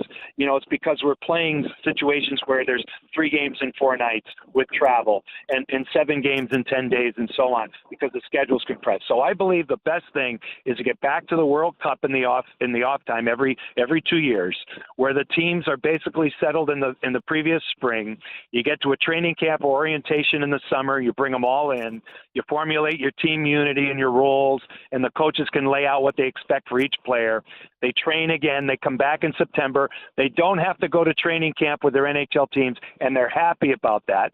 The rest of the league can train. The guys come back off the tournament in shape, join their teams, and off they go. And there will be injuries. But if there's an injury in September, then hopefully, if it's even a catastrophic problem, by Thanksgiving, you might be in a better spot with that player. So you have a lot of runway with your season. That's the only way I think this works. And then Germany, Switzerland, Czechia, Slovakia, Norway, Denmark, all these teams, Russia. I mean, you have to have Russia involved in this. There's just too many great players and players who are still in Europe who could be part of it, who are good enough to play in the NHL. Yeah, so that's what makes it even more interesting. And in this one, only NHL players could play in the 4 nations because it was really the replacement for the All-Star game. But I was going through it, John. Russia has no centers. They've only got really wings and defensemen, and they have great goalies. They could play 4 goalies. That would be tough. But Yevgeny Malkin would be the number 1 center right now for Russia. Yeah, and, every country will have their flaws. But, again, we're leaving out, I don't know where where his game is right now. Right. But he is a captain in the KHL. So he's involved. And there's other players over there who are involved. And, like, the Hurricanes have a prime prospect, playing in Russia right now. That young player would probably be involved in this. So it rounds it out, and we'll see it next year, and I hope I can be part of that. It'll be next year in Italy where this Olympic thing will get reignited, and that'll be even better for hockey. And then if we can get in a rhythm, the fans can look forward to this, and much like they do in, soccer, European football. As much as they do it that way, you can look forward to this as fans and then get into your club league and so on. So hopefully we'll get in that rhythm, and it's all good for the game. You're good for the game. John Forsland, the voice of the Seattle Kraken, TNT, the voice of hockey, Monday Prime on Amazon in Canada. My friend, I appreciate your time. You have to get back to work. Eventually. On Saturday I do. And I start 5 games in 5 nights in 5 cities. But I'm in Jupiter, Florida, awaiting the arrival of the Seattle Kraken, which will be within the next few hours. So everybody take cover. Fantastic. Thanks, John. Okay. See ya. All right, John is down in Florida. Maybe he's going to watch Tiger Woods play. I know. Maybe. He's not. I know. He's not here for the maybe snow that we're getting either. No. Yeah. Yeah. So it like a week ago, it looked like we were going to get about a foot. Yeah. And now it's just a handful of inches. I have no idea. I haven't looked at an update today, so I'm not trying to diminish it. So it might have gone up. The forecasting has been all over the map. Mm-hmm. So I'm not telling you. I think I will just say, be careful. Yeah. Well, in our neck of the woods, because we're really in the woods. Heed local warnings. There's no telling what we'll get in our Well, areas. all the roads that I travel to and from my home. Yes. And we live right off of US 15. Oh, that must be nice. Yeah. I mean, really, when I hit Creedmoor Road. Yeah. For those people who are not local to Raleigh, I hit Creedmoor Road and go north. Yes. That's basically my street. Yeah. Right? So all the roads I travel have been brined. I mean, yeah, I'm not anticipating huge problems. Yeah. But See, I'm anyway. the opposite. My roads are like Mother Nature's cleaning them. That's it. You live more like off in one of the little limbs. Oh, yeah. I all live right kinds off of the limbs. trunk of the tree. Yeah. I'm hanging on a leaf. So exactly. I get it. I totally understand. But yeah, so heed your local warnings. We'll just leave it at that. Last night, Duke did what Duke does. They dominated Virginia. And look, this is the way I look at the Blue Devils. We come out of this game wondering what the status of Malik Brown is, not for Saturday against Illinois, although that's a big game for the Blue Devils, and not for even looking ahead to the North Carolina game, which is 2 Saturdays from Saturday. And that'll close out the regular season. And I'm not even concerned about the status of Malik Brown for the ACC tournament, which, whatever. If I'm Duke, here's where I need to know that I'm going to get Malik Brown back. Or maybe that I know I'm not going to get Malik Brown back. Second weekend of the NCAA tournament. If I'm Duke, I'm good. If Malik Brown can't give me Saturday against the Illini at the Garden, the last Saturday of the regular season at Carolina, the following week in Charlotte at the ACC tournament, and even the first weekend of the NCAA tournament, I'm good if Malik Brown can't give me that. I need Malik Brown for the Sweet 16 and the regional final just to get to San Antonio. Probably can't win a national championship without Malik Brown. Might not win it with him. But it certainly alters their odds against them if Brown can't go. He is not the most important player for them defensively, but he is as important as just about anybody based on his versatility, based on how he defends. Like, he's not a great shot blocker. I think he's got 9 blocked shots. But he is the backup to Kaman Malawach in the middle. But he is a connecting player offensively as well as what he does defensively. He is so vital for them in so many different ways. And again, I don't think you should lose sight of what he does offensively for Duke, because I do think he adds a lot.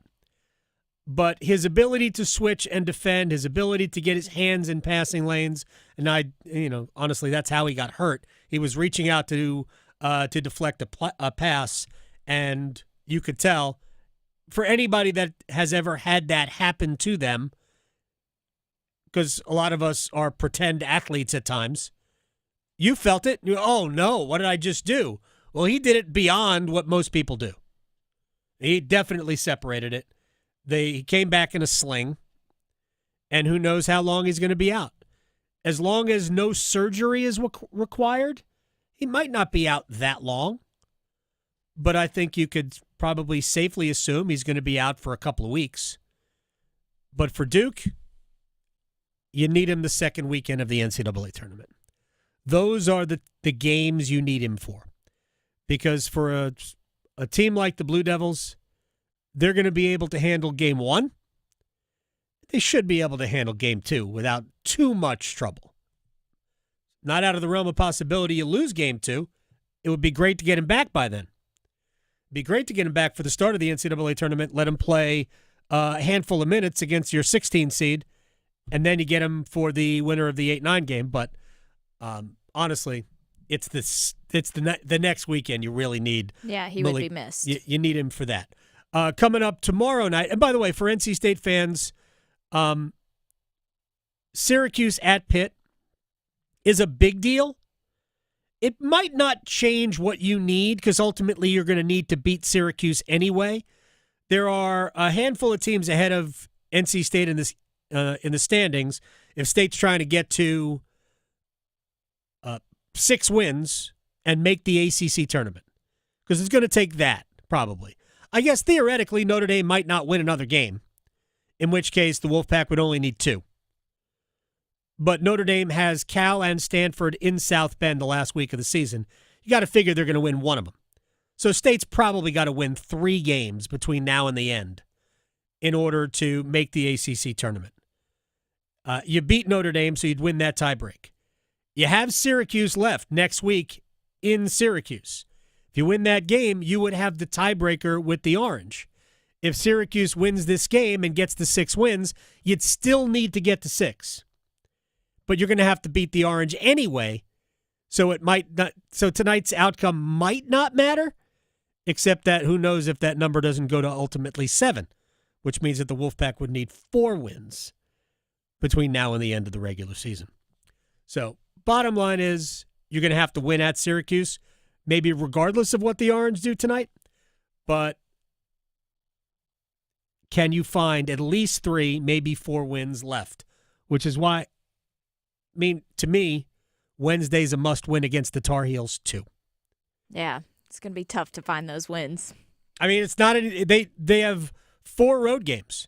You're at Carolina, you're at Syracuse, you're at Georgia Tech, you're at Miami. None of those teams are great or even really good. So they're winnable. Because State's just been so frustrating to watch because they are winnable. They lose winnable games. That's what's crazy. They'll win hard games and then winnable games. They're like, nah. Have they won a hard game? Earlier in the season. Yeah, the home win over Florida State was, but I don't know how hard that is. I really don't. To me, there are 3 really good teams in the league. Yeah. That's it. And one of them is Duke, and they're, to me, significantly better than everybody else. Big time. So I don't know how many good teams there are, which is why, better than say it's a winnable game for State, it might be more appropriate to say it's a losable game for whomever they're playing. Because if you're not that good, you can lose to anybody. Anybody. All right, we'll take a break. We'll come back. We'll stretch and place bets. Next hour, Jerry Palm will tell us just how bad the field is. I don't know. The field's pretty good at the top. I don't know about it in the middle. Next. Talking sports, dropping truth. The Adam Gold Show on the North Carolina Sports Network. Hey, it's Adam Gold from my friends at FanDuel, America's #1 sports book, and we are exiting the shortest month of the year for March. And you know what that means. College basketball. And right now, new customers on FanDuel can get $150 in bonus bets when your first $5 bet wins. That's right, $150 of their money to use as you see fit. As long as you win your first $5 bet, time for you new customers to join in. FanDuel.com/AGS. FanDuel.com/AGS. Get in on all the college hoops action before March takes over. FanDuel, 21 and over and present in North Carolina. First online real money wager only. $5 first deposit required. Bonuses issued as non-withdrawable bonus bets, which expire 7 days after receipt. Restrictions apply. See terms at sportsbook.fanduel.com. Gambling problem? Call 877-718-5543 or visit morethanagame.nc.gov. The North Carolina Department of Health and Human Services is looking for people age 21 or older to volunteer in long-term care facilities. Community Advisory Committee volunteers help residents and their families advocate for the needs of individuals living in long-term care facilities, such as nursing homes, assisted living facilities, and family care homes. Volunteers must complete orientation and training to become designated and certified representatives of the Long-Term Care Ombudsman Program. Visit ncdhhs.gov/aging to find your county's ombudsman. Going to college gives you more career options. You could say it pays for itself, but it might not feel that way in the short term, especially when tuitions do. That's where the FAFSA comes in. The FAFSA is the free application for federal student aid. It's your gateway to money for college. Whether you're seeking scholarships, grants, work-study programs, or loans, it all starts with the FAFSA. So how about it? Make a plan for college and find everything you need for the FAFSA at cfnc.org. Electricity. It's what powers our lives, from the ordinary to the extraordinary. In North Carolina, 26 local electric cooperatives provide energy to 2.8 million people across the state. But we're providing so much more than affordable, reliable power. We're helping to strengthen the people and communities that make our state great, today and for generations to come. North Carolina's electric cooperatives. Power you can count on, now and always. Learn more at ncelectriccooperatives.com. As fall championships begin, the Governor's Highway Safety Program would like to remind you to buckle your seatbelt when traveling home from today's events. Whether you're driving out of town or across town this holiday season, wearing a seatbelt is your best defense against injury or death in a crash.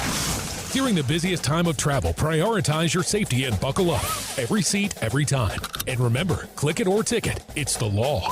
This message brought to you by the North Carolina High School Athletic Association and the Governor's Highway Safety Program.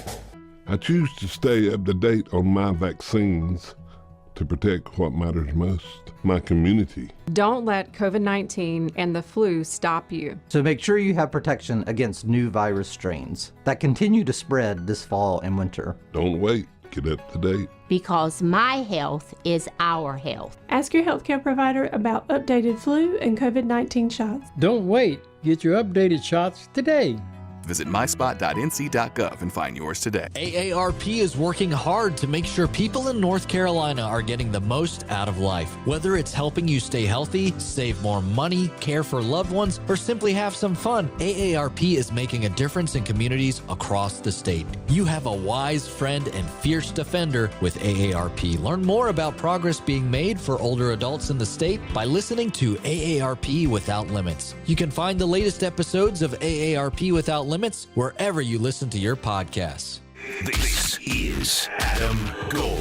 Frankly, I'm not sure that there is a sport that we could theoretically even put in the Olympics that isn't. I said bowling. Yeah, maybe. I wouldn't be surprised. Croquet? Lawn darts? I'm waiting for cornhole. Oh, there's somebody that thinks, yeah. The Adam Gold Show.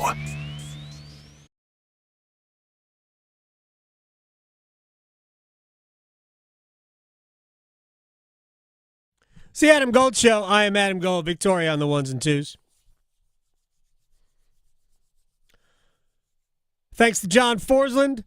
Jerry Palm, CBSSports.com, chief bracketologist, will join us next hour, about 30 minutes from now, and we will find out if he has any hope that UNC will be in the field. And I will tell you this, he's got him in the first four out, so closer than anybody really thinks. And I've been saying this for a while. Just win enough for those games you shouldn't lose, they'll probably be in pretty good shape. All right, it's time to stretch. Okay, well, some good news around here. So right, Eric then. Church, he's a country singer. I know some people are very familiar with his music, but he's big also Tar Heel fan. Yes, he is a big North Carolina guy, and he is making some good waves in our state because his charity Chief Cares, Did you say cheap chairs? Chief Shares. I don't know what I said, but Cheap there's chairs. I What? made up some That's your charity charity? that's not Okay. Eric Church's, but his is Chief Cares, and it just purchased some land in Avery County, North Carolina, and he plans on building 100 homes for 100 families that were displaced by Hurricane Helene last year. all right. Which is awesome. The project is called Blueprint for Blue Ridge, and they're going to try to break ground in April, probably wise, because if we're having snow here, you know over in the mountains they are still having it, so it's probably difficult to build homes. But they are going to break ground, and they hope to have at least 40 homes done by June. So that would be great. Eric Church did say anytime a community needs help, it's always the community next door that continues to run the help for everyone. They've been devastated, so we've made it our mission at Chief Cares to be the community next door. So that's really cool. He also, in case no one knew about it or forgot, he donated all of his proceeds from a song called Darkest Hour that went to recovery efforts for that side of our state, our beautiful state. Also, Luke Combs teamed up with him too in that Carolina concert that raised $24 million. So that'll be cool. He's trying to build a bunch of homes. So hopefully that is up sooner than later for all of those people who still need help. I know we got a lot of friends over there on that side of the state. So hopefully all goes well here. Now, one thing that might be going well for people who are Goonies fans. Goonies fans. I know our great boss, he's a Goonies fan, so he might be excited to hear about this. Last September, it was teased that there was going to be a Goonies sequel. Well, now it's legit. Oh, It's going to happen, which I know there are a lot of Goonies fans out there, so they are actually excited about this, which I watch it. Warner Brothers announced that there is going to be a sequel because Steven Spielberg and Chris Columbus are on board as producers. Chris wrote the screenplay for the original one back in 1985 that's based off of Spielberg's story. So they said that they do not have any plot details. However, it's still pretty early, and it's promising that it will happen. So if you're a Goonies fan, you have that to look forward to. We just don't know when or who's going to be in it. So, all right then. So there you go. And last but not least, this is. I never saw Goonies. You've never seen it? No. You've never seen Goonies? Oh, even I've seen Goonies, and I don't watch a lot of movies either. But it's a good one. You'll get a lot of. Once you watch it, if you ever watch it, you will get so many references that you've probably heard in your lifetime that people have referenced that you're like, oh, that's where that came from. I get it. Now I get it. All right, fine.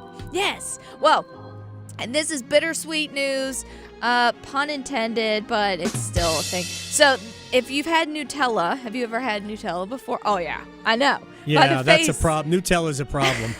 I know, but it may not be as big of a problem because the Italian chemist who created Nutella, he actually passed away on Valentine's Day, which, what? I mean, the man who made sweets passed away on that day. The man who invented Yes. Hazelnut spread passed away? He passed away on Valentine's Day. However, this article talking about it is trying to say, here's the sweet of the bittersweet part because he lived to be 97. So he ate his food his whole life, and that didn't, take him out too early. Well, so. I would live as long as I could keep eating Nutella. I know. So, yeah, there you go. He lived to be 97, even though he did pass away.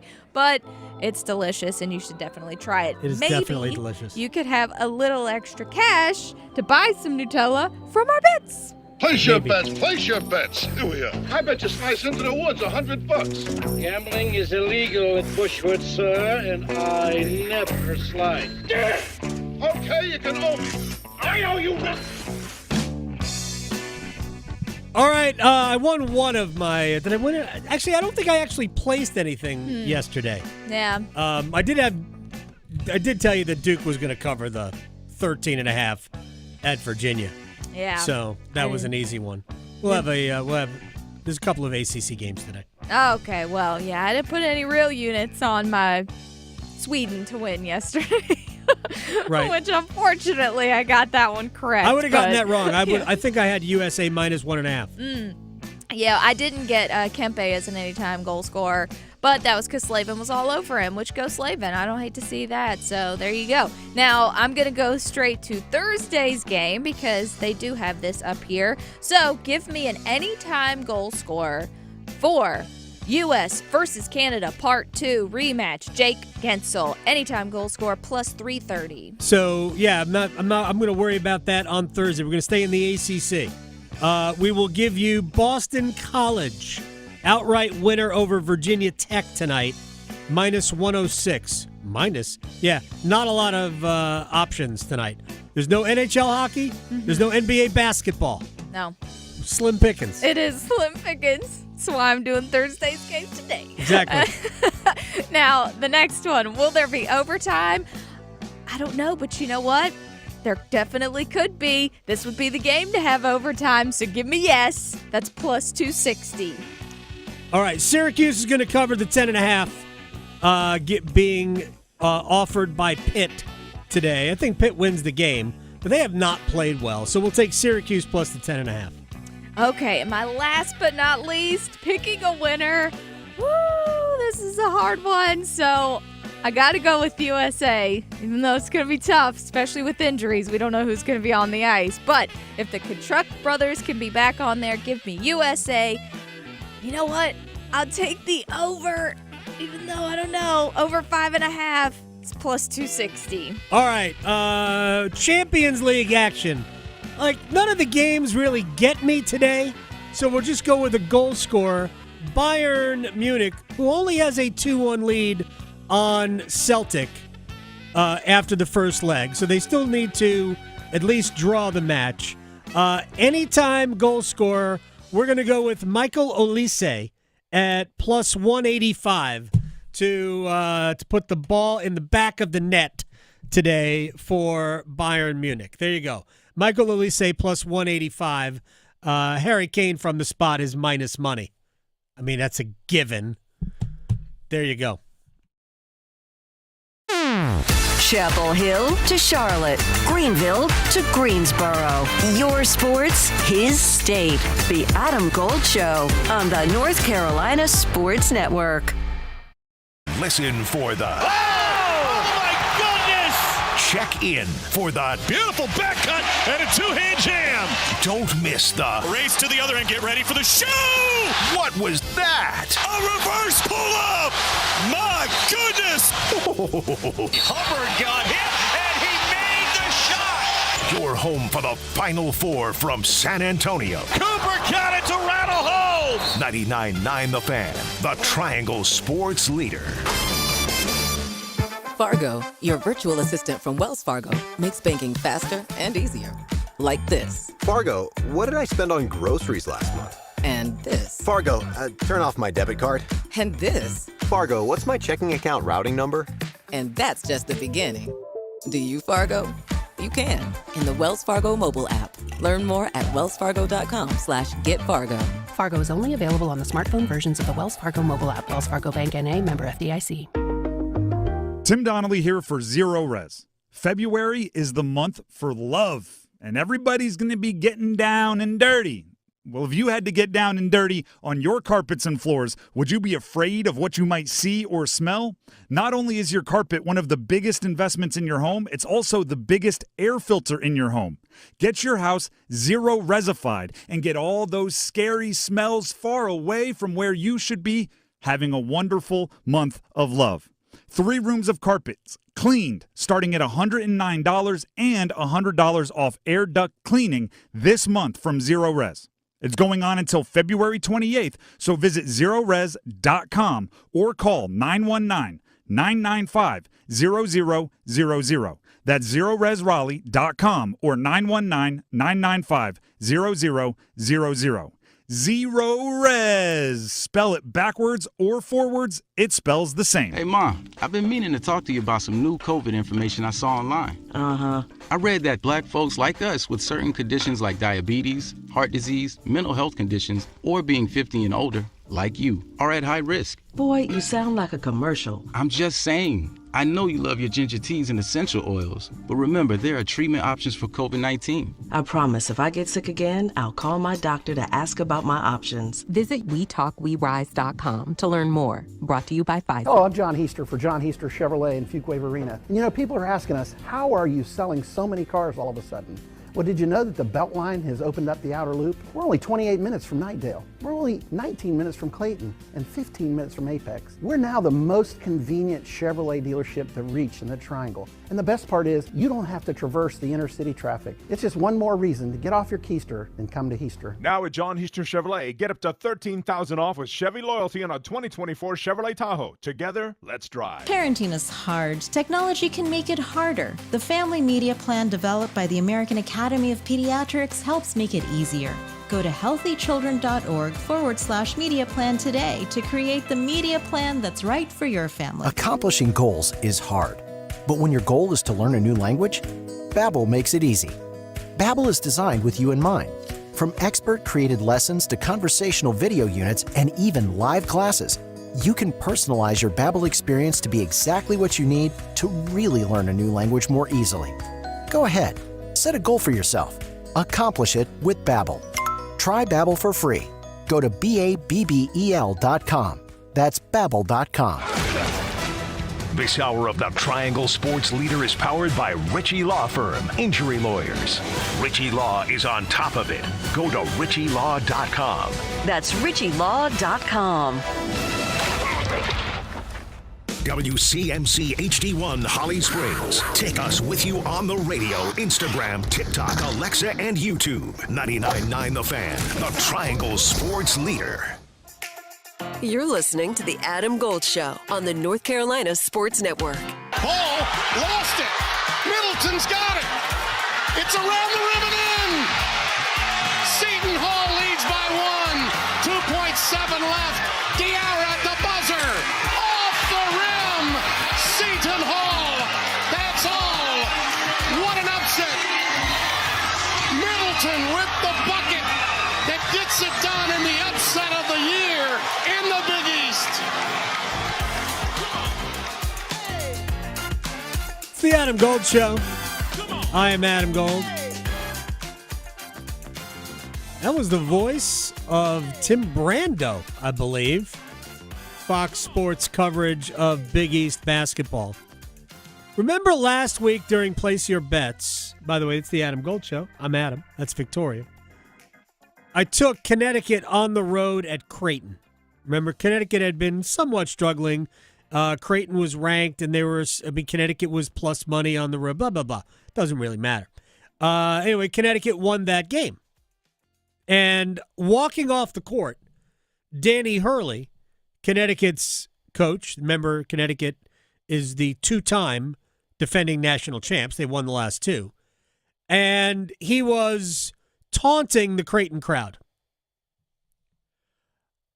Fast forward to that particular game in which going in, Seton Hall was 6-18 on the season.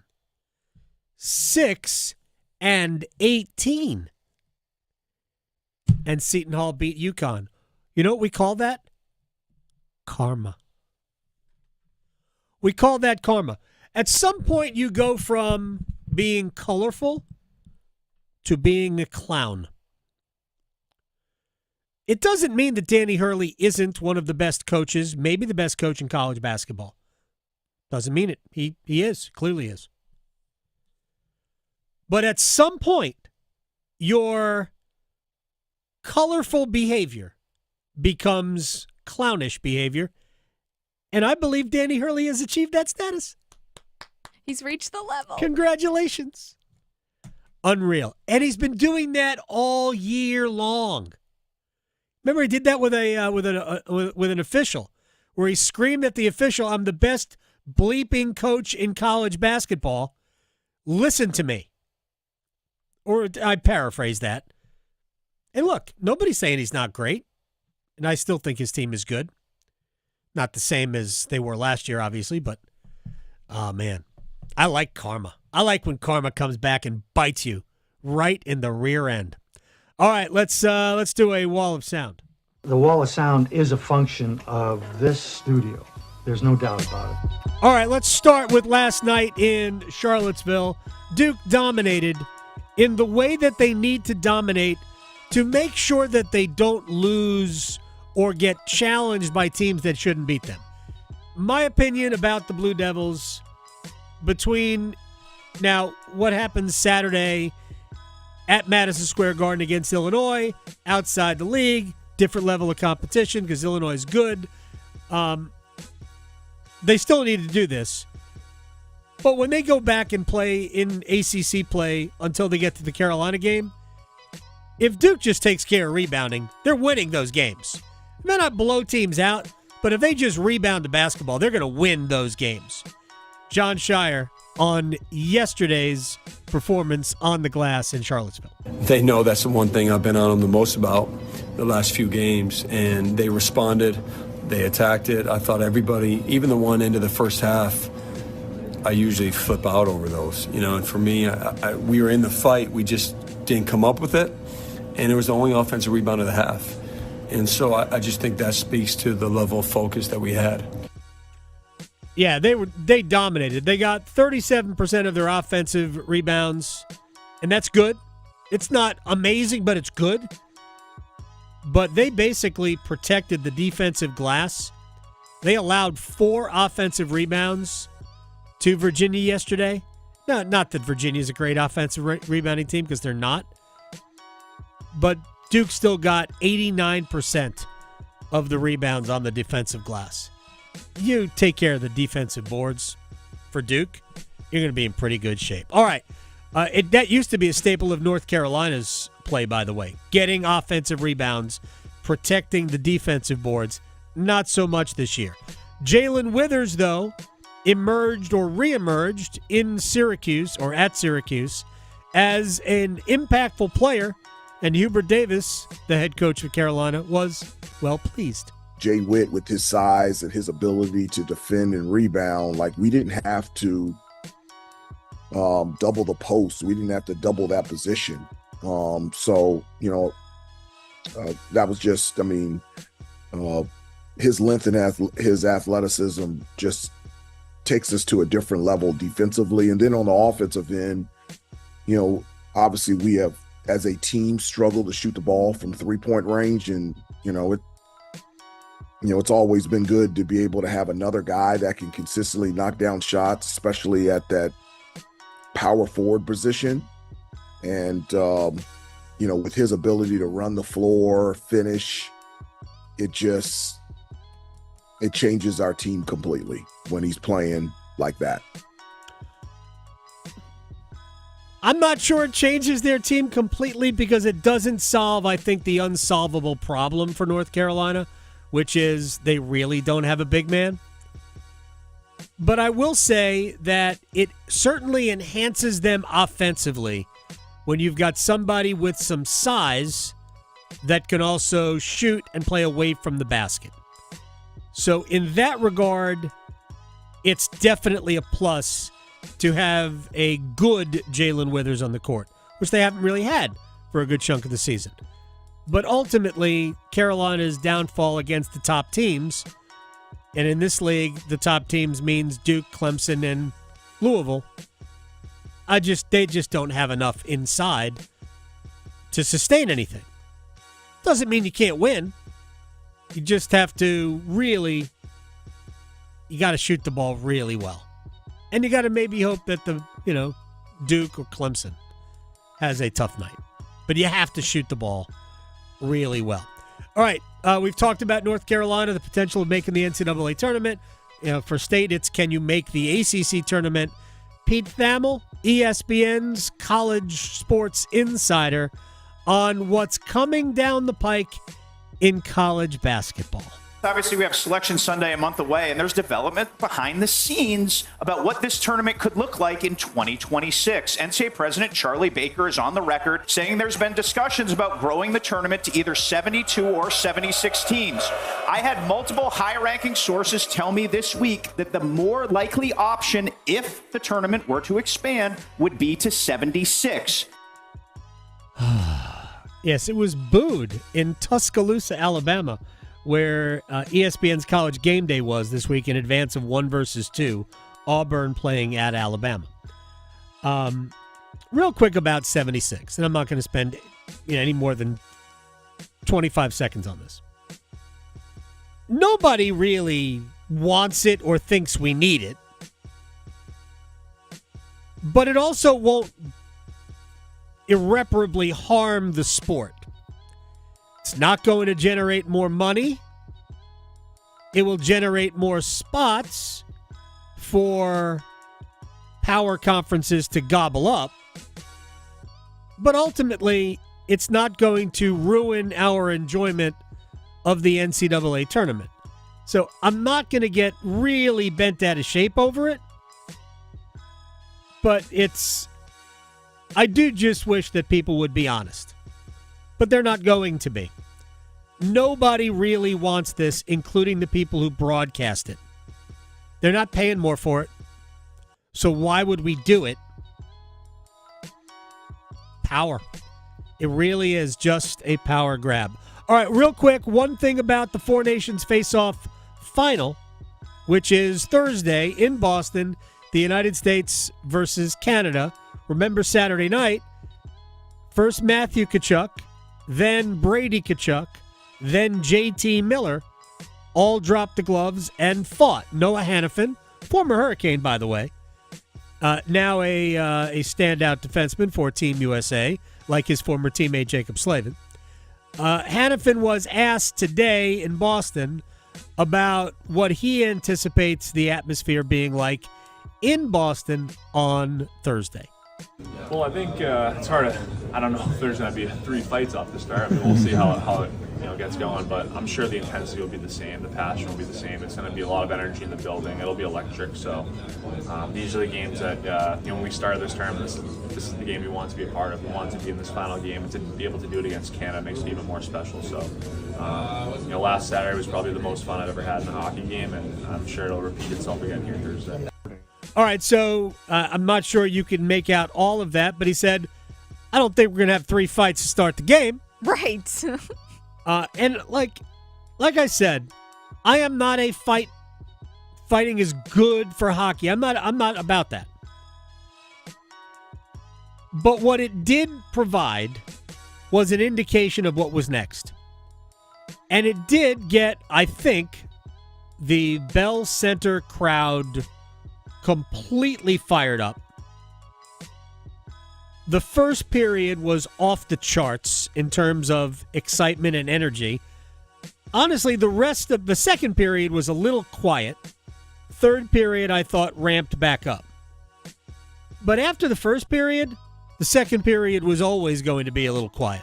You can't have 3 fights and have the action that we had, not to mention the Connor McDavid goal that we had, and the United States answer. You can't have those things happen and not have, tons of energy in the building. So you had that. Can they get it back for Thursday night? Yeah, I don't think so. I don't think they're going to have too many problems getting energy in the building for USA Canada. Might be less physical. And I will tell you that if it's less physical, it favors Canada. Big time. If it's less physical, it favors Canada.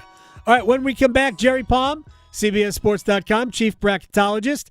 Is Carolina as close as he has them to making the field? Next. From the heels, Touchdown, Carolina! to the canes. She scores! He covers it all. The Adam Gold Show on the North Carolina Sports Network.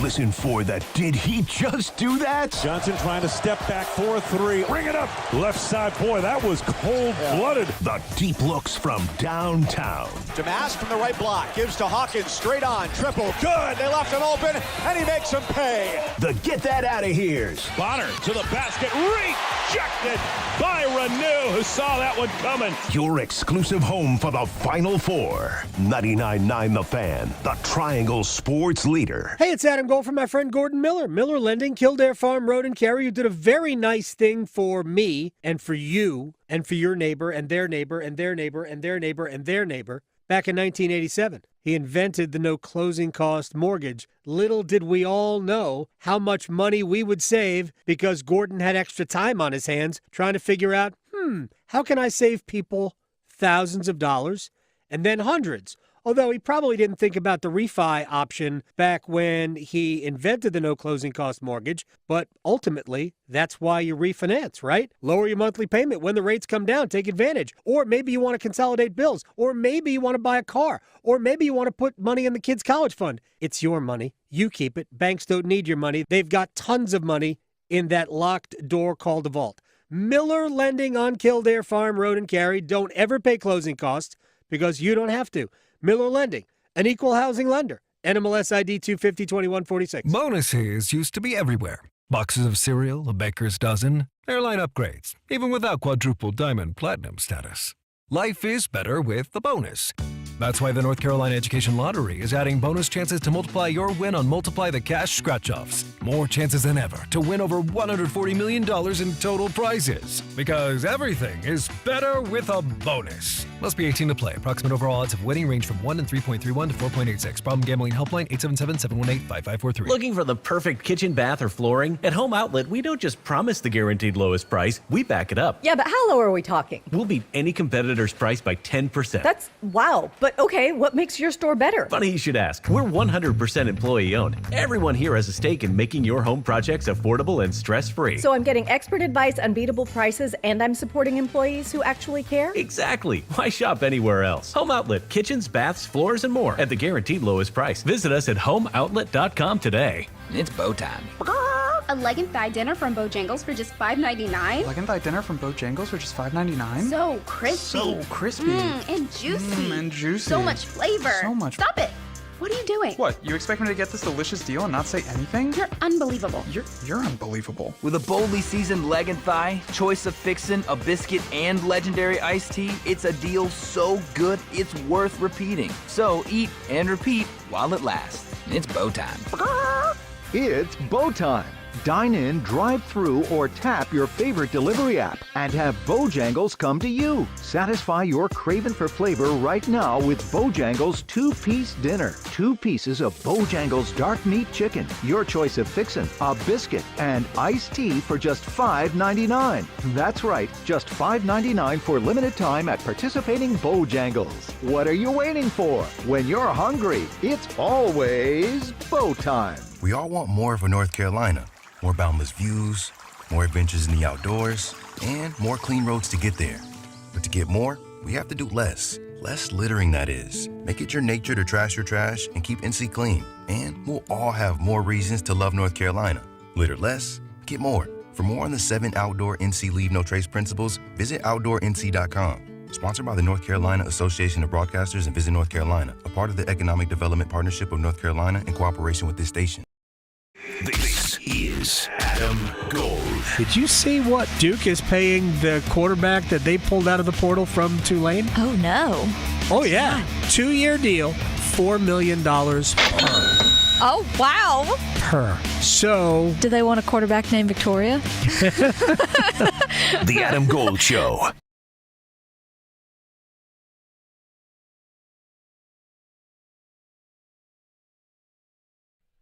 It's the Adam Gold Show. I am Adam Gold. Victoria on the 1s and 2s. We are, less than a month away from Selection Sunday, right? Less than a month away? Yeah, something like that. Yes, less than a month away from Selection Sunday. You know who would know when Selection Sunday is? Jerry Palm, our friend, chief bracketologist, CBSSports.com. What are we? Is it 3 weeks from this Sunday? Yeah, I was going to say it's 4 weeks minus 2 days. Thank you. See, you, like I said, you would know. But I guess I sort of did that math in my own brain, which is cluttered with a lot of other things going on right now. Before I get to North Carolina and maybe the predicament of Wake Forest, who right now you have inside your field as an 11 seed, I am curious what your reaction is when you see the reports that 76 teams are going to be in the tournament coming up very soon, maybe even within a year, 2 years. What's your reaction to expanding the field? I am firmly in favor of going back to 64. 76 is 12 too many. Have you seen these teams? Do we need North Carolina in this tournament? No, we don't. For the minute that they would be in, we do not need North Carolina in this tournament. Well, I agree with you, first of all, but because you're right. If my team, Purdue, right, was going to be one of those last 8 in, I'd say, well, let's just sit it out. Well, let's try again next year. I don't even want to watch Purdue in a first 12 game. Except that they wouldn't, and fans wouldn't. Like, I think you're right. I 100% agree with you. Like, we didn't need 68. We didn't need 65. No, we did not. Right? No. We didn't need any of these. I would rather play the NIT where we have a chance to win something. We're window dressing. I'm sorry, I say we. It's a hypothetical scenario. If you're 60, I mean, we got a first four to the Final Four the very first year of it. Yeah. But you think number 72 is getting to the Final Four?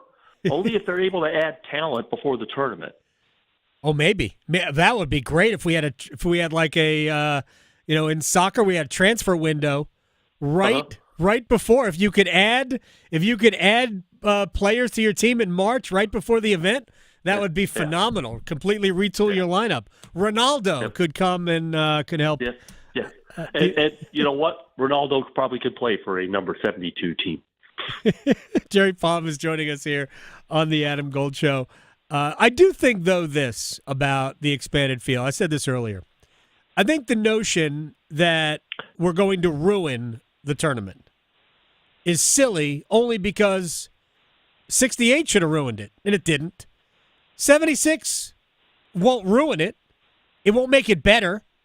It'll just give us more games to play, and we'll mess up the schedule and it'll screw with your bracket. You might need a second page, but it's not going to make people hate it. It's not going to make people love it more. But here's what I will hate about it. I have trouble finding 68. I do the first four out. Right. Generally not a problem. The next four out, oh my God.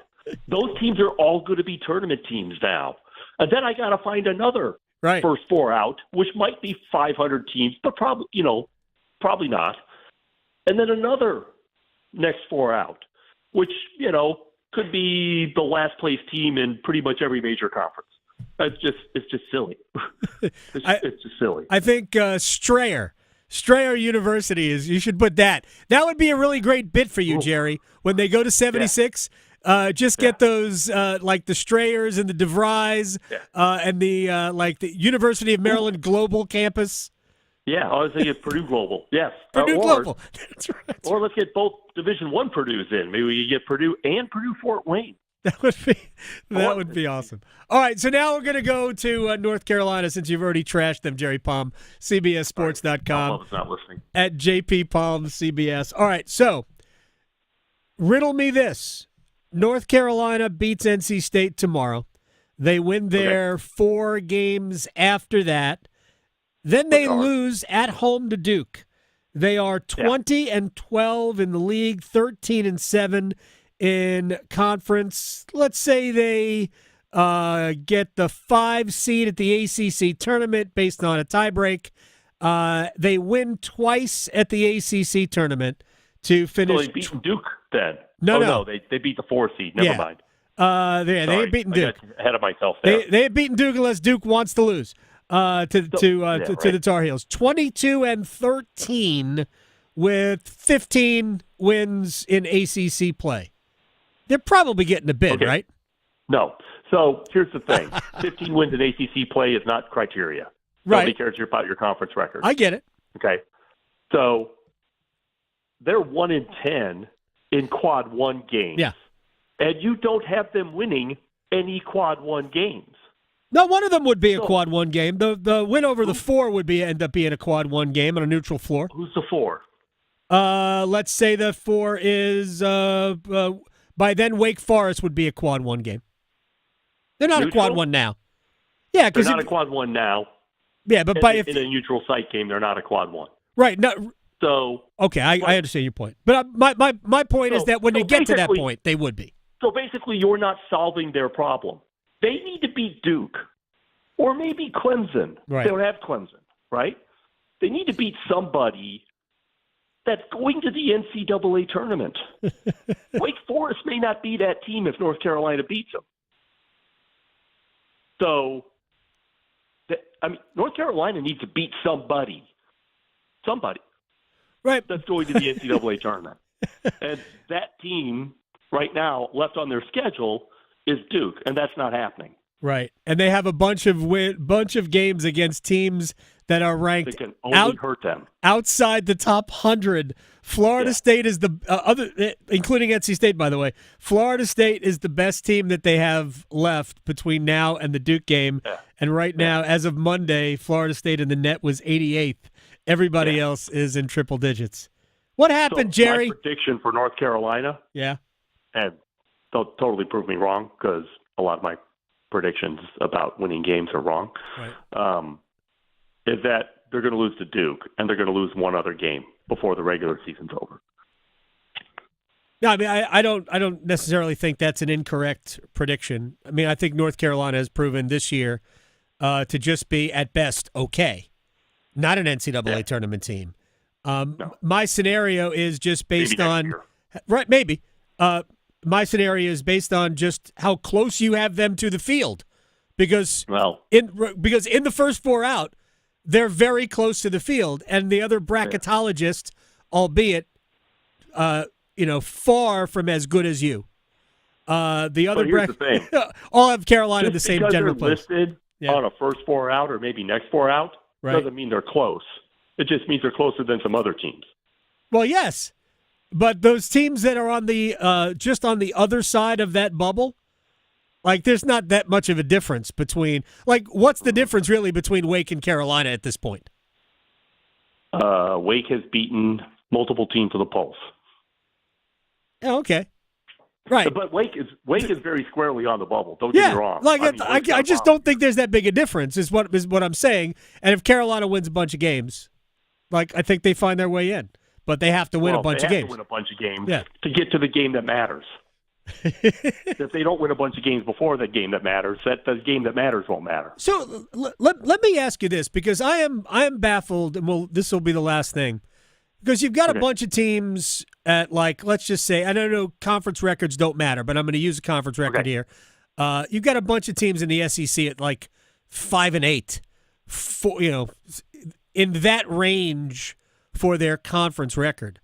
But clearly playing in the Southeastern Conference this year presents tons of challenges for a good team to win game. Like, I think Georgia might be good. Like, I think some of these teams that have bad records in league play are good and deserve a tournament bid. How is the committee going to sort through those?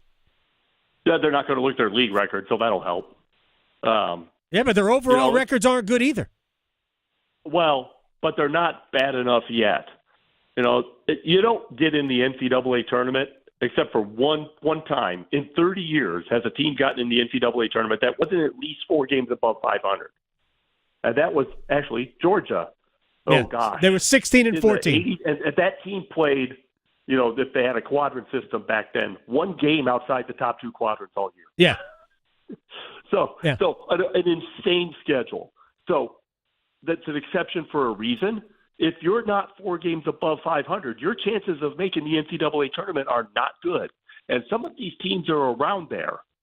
So, and also, there's only been one team that got in that was 2 games below 500 against the top 3 quadrants. Now, that may change this year. We may see 1 or 2, especially out of the SEC, get in this year with that sort of a figure. But, if you can't beat the better teams, and we're talking top 3 quadrants, we're not talking, quad 1, just top 3. If you can't be 500 against that group of teams, right, then maybe you don't belong in either. But for some of these bottom SEC teams, bottom of the bracket teams, they're playing quad 1 games, 2 out of 3, if not more often than that. So your conference is killing you there. Yeah. So we'll see how the committee deals with that this year. There's going to have to be some of those benchmarks that, history has kind of held up, may not hold up now, in part because these conferences are so big. Yep. And especially in the SEC and a little bit the Big Ten, you've got so many good teams that some of the ones that are bubbly kind of teams have a hard time putting up good records in that group because they probably didn't win a bunch of games like that outside the league. Jerry Palm, CBSSports.com, chief bracketologist at JP Palm CBS. Appreciate your time, sir. I hope they expand the field to 90. 90. I don't. Why 90? I don't, Jerry. I just wanted to give you more to do. I'll talk to you very soon, my man. All right, thanks. You got it, Jerry. What? 90?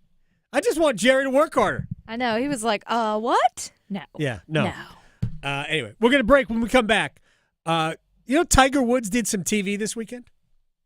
He was in the booth with Jim Nantz on CBS and Trevor Immelman, I guess, on CBS, and let slip that the Public Investment Fund and the PGA Tour are close to an agreement to get everybody back together.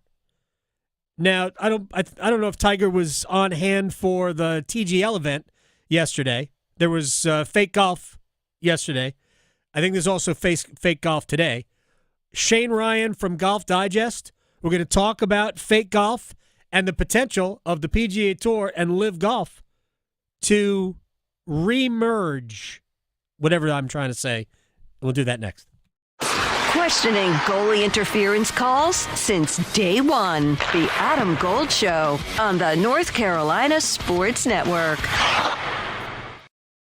I choose to stay up to date on my vaccines to protect what matters most, my community. Don't let COVID-19 and the flu stop you. So make sure you have protection against new virus strains that continue to spread this fall and winter. Don't wait. Get up to date. Because my health is our health. Ask your healthcare provider about updated flu and COVID-19 shots. Don't wait. Get your updated shots today. Visit myspot.nc.gov and find yours today. As fall championships begin, the Governor's Highway Safety Program would like to remind you to buckle your seatbelt when traveling home from today's events. Whether you're driving out of town or across town this holiday season, wearing a seatbelt is your best defense against injury or death in a crash. During the busiest time of travel, prioritize your safety and buckle up. Every seat, every time. And remember, click it or ticket. It's the law.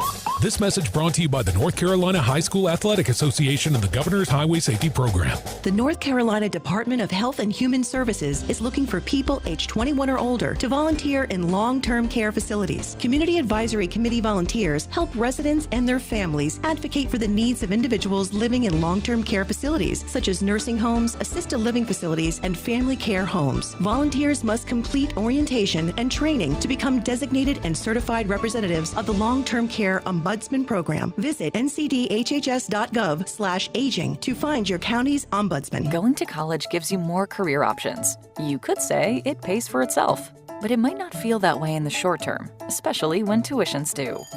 That's where the FAFSA comes in. The FAFSA is the free application for federal student aid. It's your gateway to money for college, whether you're seeking scholarships, grants, work-study programs, or loans. It all starts with the FAFSA. So how about it? Make a plan for college and find everything you need for the FAFSA at cfnc.org. Electricity. It's what powers our lives, from the ordinary to the extraordinary. In North Carolina, 26 local electric cooperatives provide energy to 2.8 million people across the state. But we're providing so much more than affordable, reliable power.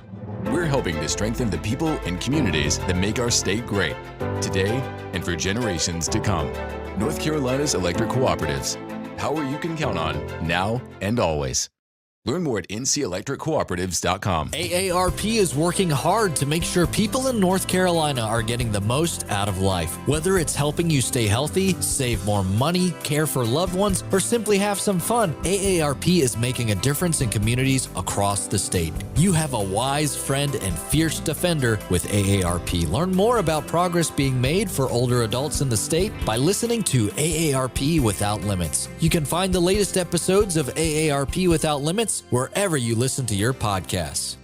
Did you know that since you have public power, your electricity is operated and controlled by people in your community, not by a for-profit investor-owned company? These local folks are directly accountable to you. They don't answer to shareholders. They make decisions for the good of your community. What's more, your public power provider invests in your community, providing jobs and supporting your local economy. Local people working together to meet local needs. That's public power. Learn more at electricities.com. Have you ever noticed how little things can make a big difference?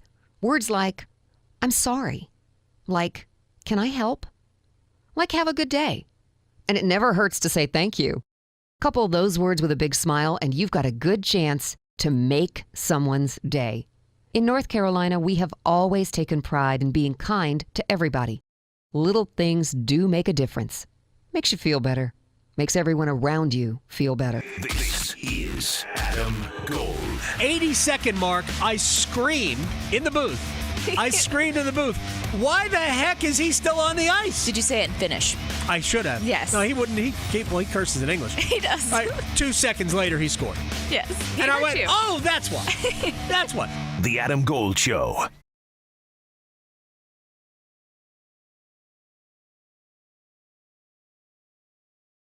The one and only Shane Ryan, Golf Digest author, podcaster, commenter on all things golf, makes it easy on Twitter and Blue Sky. Same handle, Shane Ryan here. Man, you know, it's funny. We have a lot of things to discuss. I contacted you because of the pending, I guess the pending deal between the Public Investment Fund and LIV. We'll get to that in a second. But I know you're writing extensively on the TGL, the fake indoor golf that was on last night. And I've made fun of it, but to be perfectly honest, I watched the Tiger versus Rory match the other, a couple of weeks ago because my wife will watch anything that Tiger Woods is involved in. And I found it compelling. TV ratings have been better than the college basketball that has been generally on at that time. So I don't know if ESPN looks at it as a win or not. What have you thought through, 6 weeks of this? Yeah. I think my thoughts are that there's a lot there, and it's way better than I thought it would be. I think coming into it, I was very cynical that it would be a good product. I bet it's going to be a train wreck, and I was watching it sort of expecting it to be a train wreck. There was a few missteps early on, but I think that there's the bones of something good there. And they've made a few changes to rules and to production style that I think has really helped. I think the biggest thing they have to do now, it's too long. It is even in close matches, the last half hour just kind of drags. For some reason, like sports, unlike college basketball or unlike football, where you can watch 3.5 hours, 90 minutes of this is about where it starts to just be redundant, or like you just want to turn the channel. I kind of I felt myself sort of staying there out of obligation. But I think if they can get it down to 90 minutes, and now it would be even better, but I don't know how realistic that is.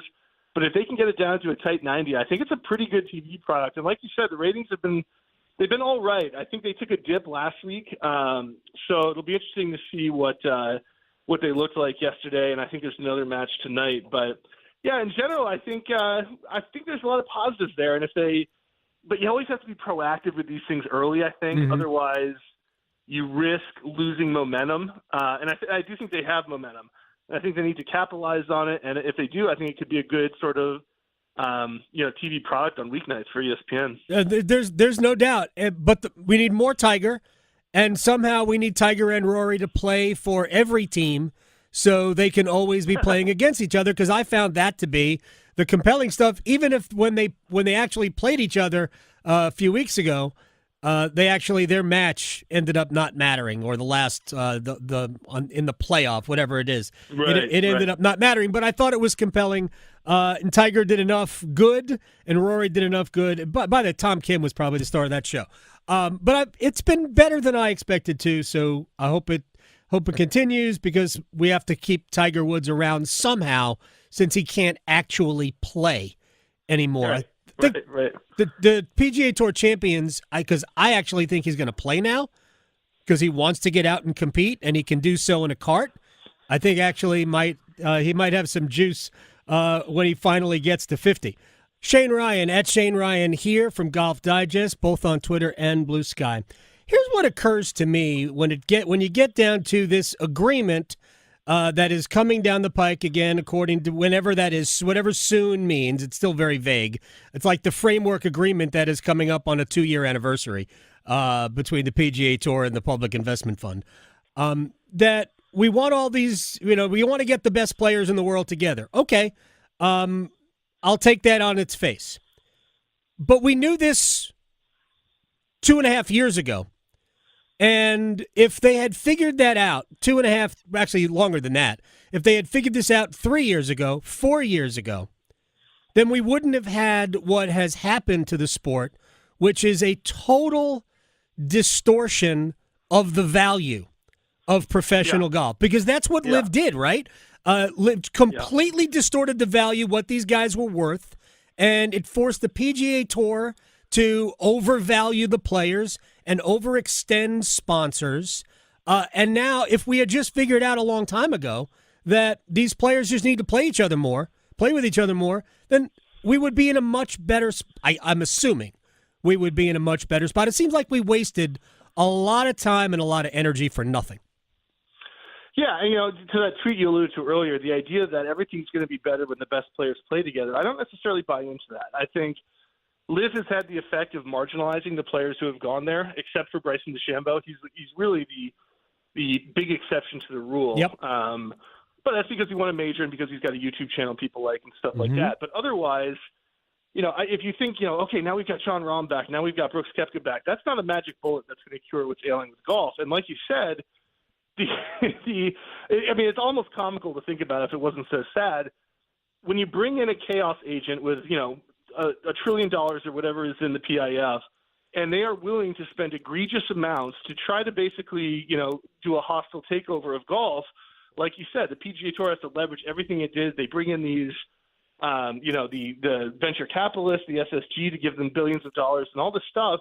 And all of a sudden, you've got a landscape where you're paying golfers many more times than what they are worth on the free market. Like when you actually look at who wants to watch golf, golf is a niche sport, and you've got the best golfers being paid more than NFL quarterbacks. It is absurd, and the other shoe has to fall. So this concept of, okay, when we reunite, when we bring the best players back together, everything's going to be great again, it almost feels like a fairy tale that they're telling themselves to say, well, at that point, all this money will be justified, and we don't have to worry about a great collapse coming, which in any other business, when you say, okay, we spent, look at LIV, we spent $5 billion over a couple of years with almost no return on investment. You go, that seems like the worst business ever, really. Speaking of LIV. Maybe not hyperbole. LIV Golf may be the worst in terms of dollars and cents. I know this is not why the Saudis did it. They have underlying motives, but in terms of dollars and cents, it might be the worst business model that's ever been invented. So, it really is a stumper, and it felt like the PGA Tour had no alternative but to get sucked into the money war. Right. And the players certainly were short-sighted in taking advantage of that. And now you've got a complete mess. Yeah, and the players, got sucked into it because they all have their hand out too. Which we'll get to our last topic real quick in a second. And we're not going to be able to explore it as much as time would allow. But Fox can't be all that thrilled. Week 1 of LIV, where was it, in Saudi Arabia, drew about 20,000 people on TV. 20,000. I think your dog my dog, like once a week, comes and sits on the remote, and all of a sudden, I don't know what we're watching. That's basically the same odds. And last week, for prime time, because it was in Australia, it got like 120,000 people watching primetime golf. So people are not watching LIV, and you're right. Bryson DeChambeau is immune to the anonymity of it because of his YouTube channel, and he's also got super amounts of personality. Final thing, it is a Ryder Cup year, and I know you have suggested that we should have, if they ever get a framework agreement, an actual agreement. LIV versus the PGA Tour, we would all dial that up. All of us would dial that up. Quick thoughts from you on, I know what the PGA of America has tried to pretend didn't happen, but the American players forcing payment to play from the PGA of America? Yeah, my take, Adam, has always been that they certainly deserve to be paid. You're running this multi-million-dollar exhibition, which is big business, right? So to me, when people are like, oh, it's about the soul of the game, well, it's like, okay, how about the PGA of America, the European Tour don't take a cut either? But they do. They take a big cut, and it's just like, the easy analogy here is NCAA basketball and football, where why are people tuning in to watch? They're tuning in because of the players. And if, let's say, the Ryder Cup this year, you said, okay, on both sides, the top 12 players are not going to play. And you sub in, numbers 12 through 24 on both lists. The Ryder Cup would lose all its mojo. Having the best players in the world playing it is critical. If you don't have Rory, if you don't have Scottie Scheffler, right? I mean, it would just be, nobody would care as much. You and I might watch because we're golf sickos, but a lot of people wouldn't. And so they are the main attraction. They are the ones drawing in viewers and money, and so they should make a cut. So I can't get upset about that. Okay. I've always thought the players deserve to be paid. I always thought it was farcical that they weren't paid. And yeah, look, they're millionaires otherwise, et cetera. They don't need the money. But look, if you're the labor that's driving the profit, you definitely deserve a share of those profits. I don't care what other outside situations you're looking at. This will be used. I think we can agree here anyway, because I am on the other side of that. There are certain traditions in sport that I'm okay with, and I was completely okay with once a year, 1 week a year, players saying that this is about promoting the game. And I realize what has happened over the last 40 years with the Ryder Cup, going back to the mid 80s when it became like a blood feud. I get it. Yeah. And it really exploded in terms of popularity. But I am all about the tradition of this ain't about us earning money. I think smart people can agree to disagree on that. I do know this. This is going to be used against the United States by the international press when we get to September at Bethpage. Yeah, but you know what? There's going to be 500,000 screaming New Yorkers on the other side, so I think we'll be okay. You might be right. You might be right. Although, man, good returns early from Team Europe with Rory, Dietrich, Ludwig Oberg. Winning tournaments, big tournaments as well. Shane Ryan, at Shane Ryan here on Twitter and Blue Sky. I appreciate your time. We'll talk again soon. Thanks, Adam. Always a pleasure. I love talking to Shane about the tour. It was a great event, by the way, on this weekend where Oberg came from behind and won. It's Tiger's event at a different place this year because of the fires in Los Angeles. And Tiger couldn't play, although he was in the booth doing a little bit of commentary. Well, I don't think he stayed there for very long, but did a little commentary with Jim Nantz and Trevor Immelman, but a fun event. All right, are we ready to rewind? Let's do it. The button didn't want to rewind. Well, maybe it's because it's iced over. I don't know. So I am sure that we're going to see this across the board. For what it's worth, my son's high school closed tomorrow. Oh, wow. So they already decided. Yes. All right. I got the email. Wake Preparatory Academy. Which is close to where I live. Right. So. Very, very close to where you live. They're not even doing virtual. They're like, we're good, man. Enjoy the 3 inches of snow that you're going to get. So, yeah, we're not going to get a ton of snow up there. It's obviously going to vary depending on the listening area. It's also going to be cold tomorrow. Mm-hmm. Temperatures aren't supposed to get out of the 20s here where we are in the central part of North Carolina. I'm sure they'll vary around the state, but it should be cold. Be careful. Mm-hmm. If you don't have to go anywhere, don't. Build a fire. Watch a movie. Pop on YouTube at noon, and you'll see the show. Mm-hmm. I mean, I'm probably going to be there. Not here. Yeah. But, we'll still do the show. Yeah. You can still listen to it on YouTube. YouTube.com/Adam Gold Show or /999 The Fan. We'll throw virtual snowballs. Yeah. Maybe Victoria will make virtual snow cream. I know. Or real stuff. Because I did that last time. That's right, you did. I did. That's right, you did. But it's supposed to be cold, so it should be powdery, right? That might not be good. Was that good for snow cream? Oh, yeah. It's not good for snowballs, but it's good for snow cream. No, it's terrible for snowballs. awful for snowballs. And if I can't throw snowballs at my 16-year-old. Then what good is it? Exactly. All right, let's get to a rewind with the one and only John Forsland. And the simplest question about the Four Nations face-off is it better than you thought? Oh, yeah.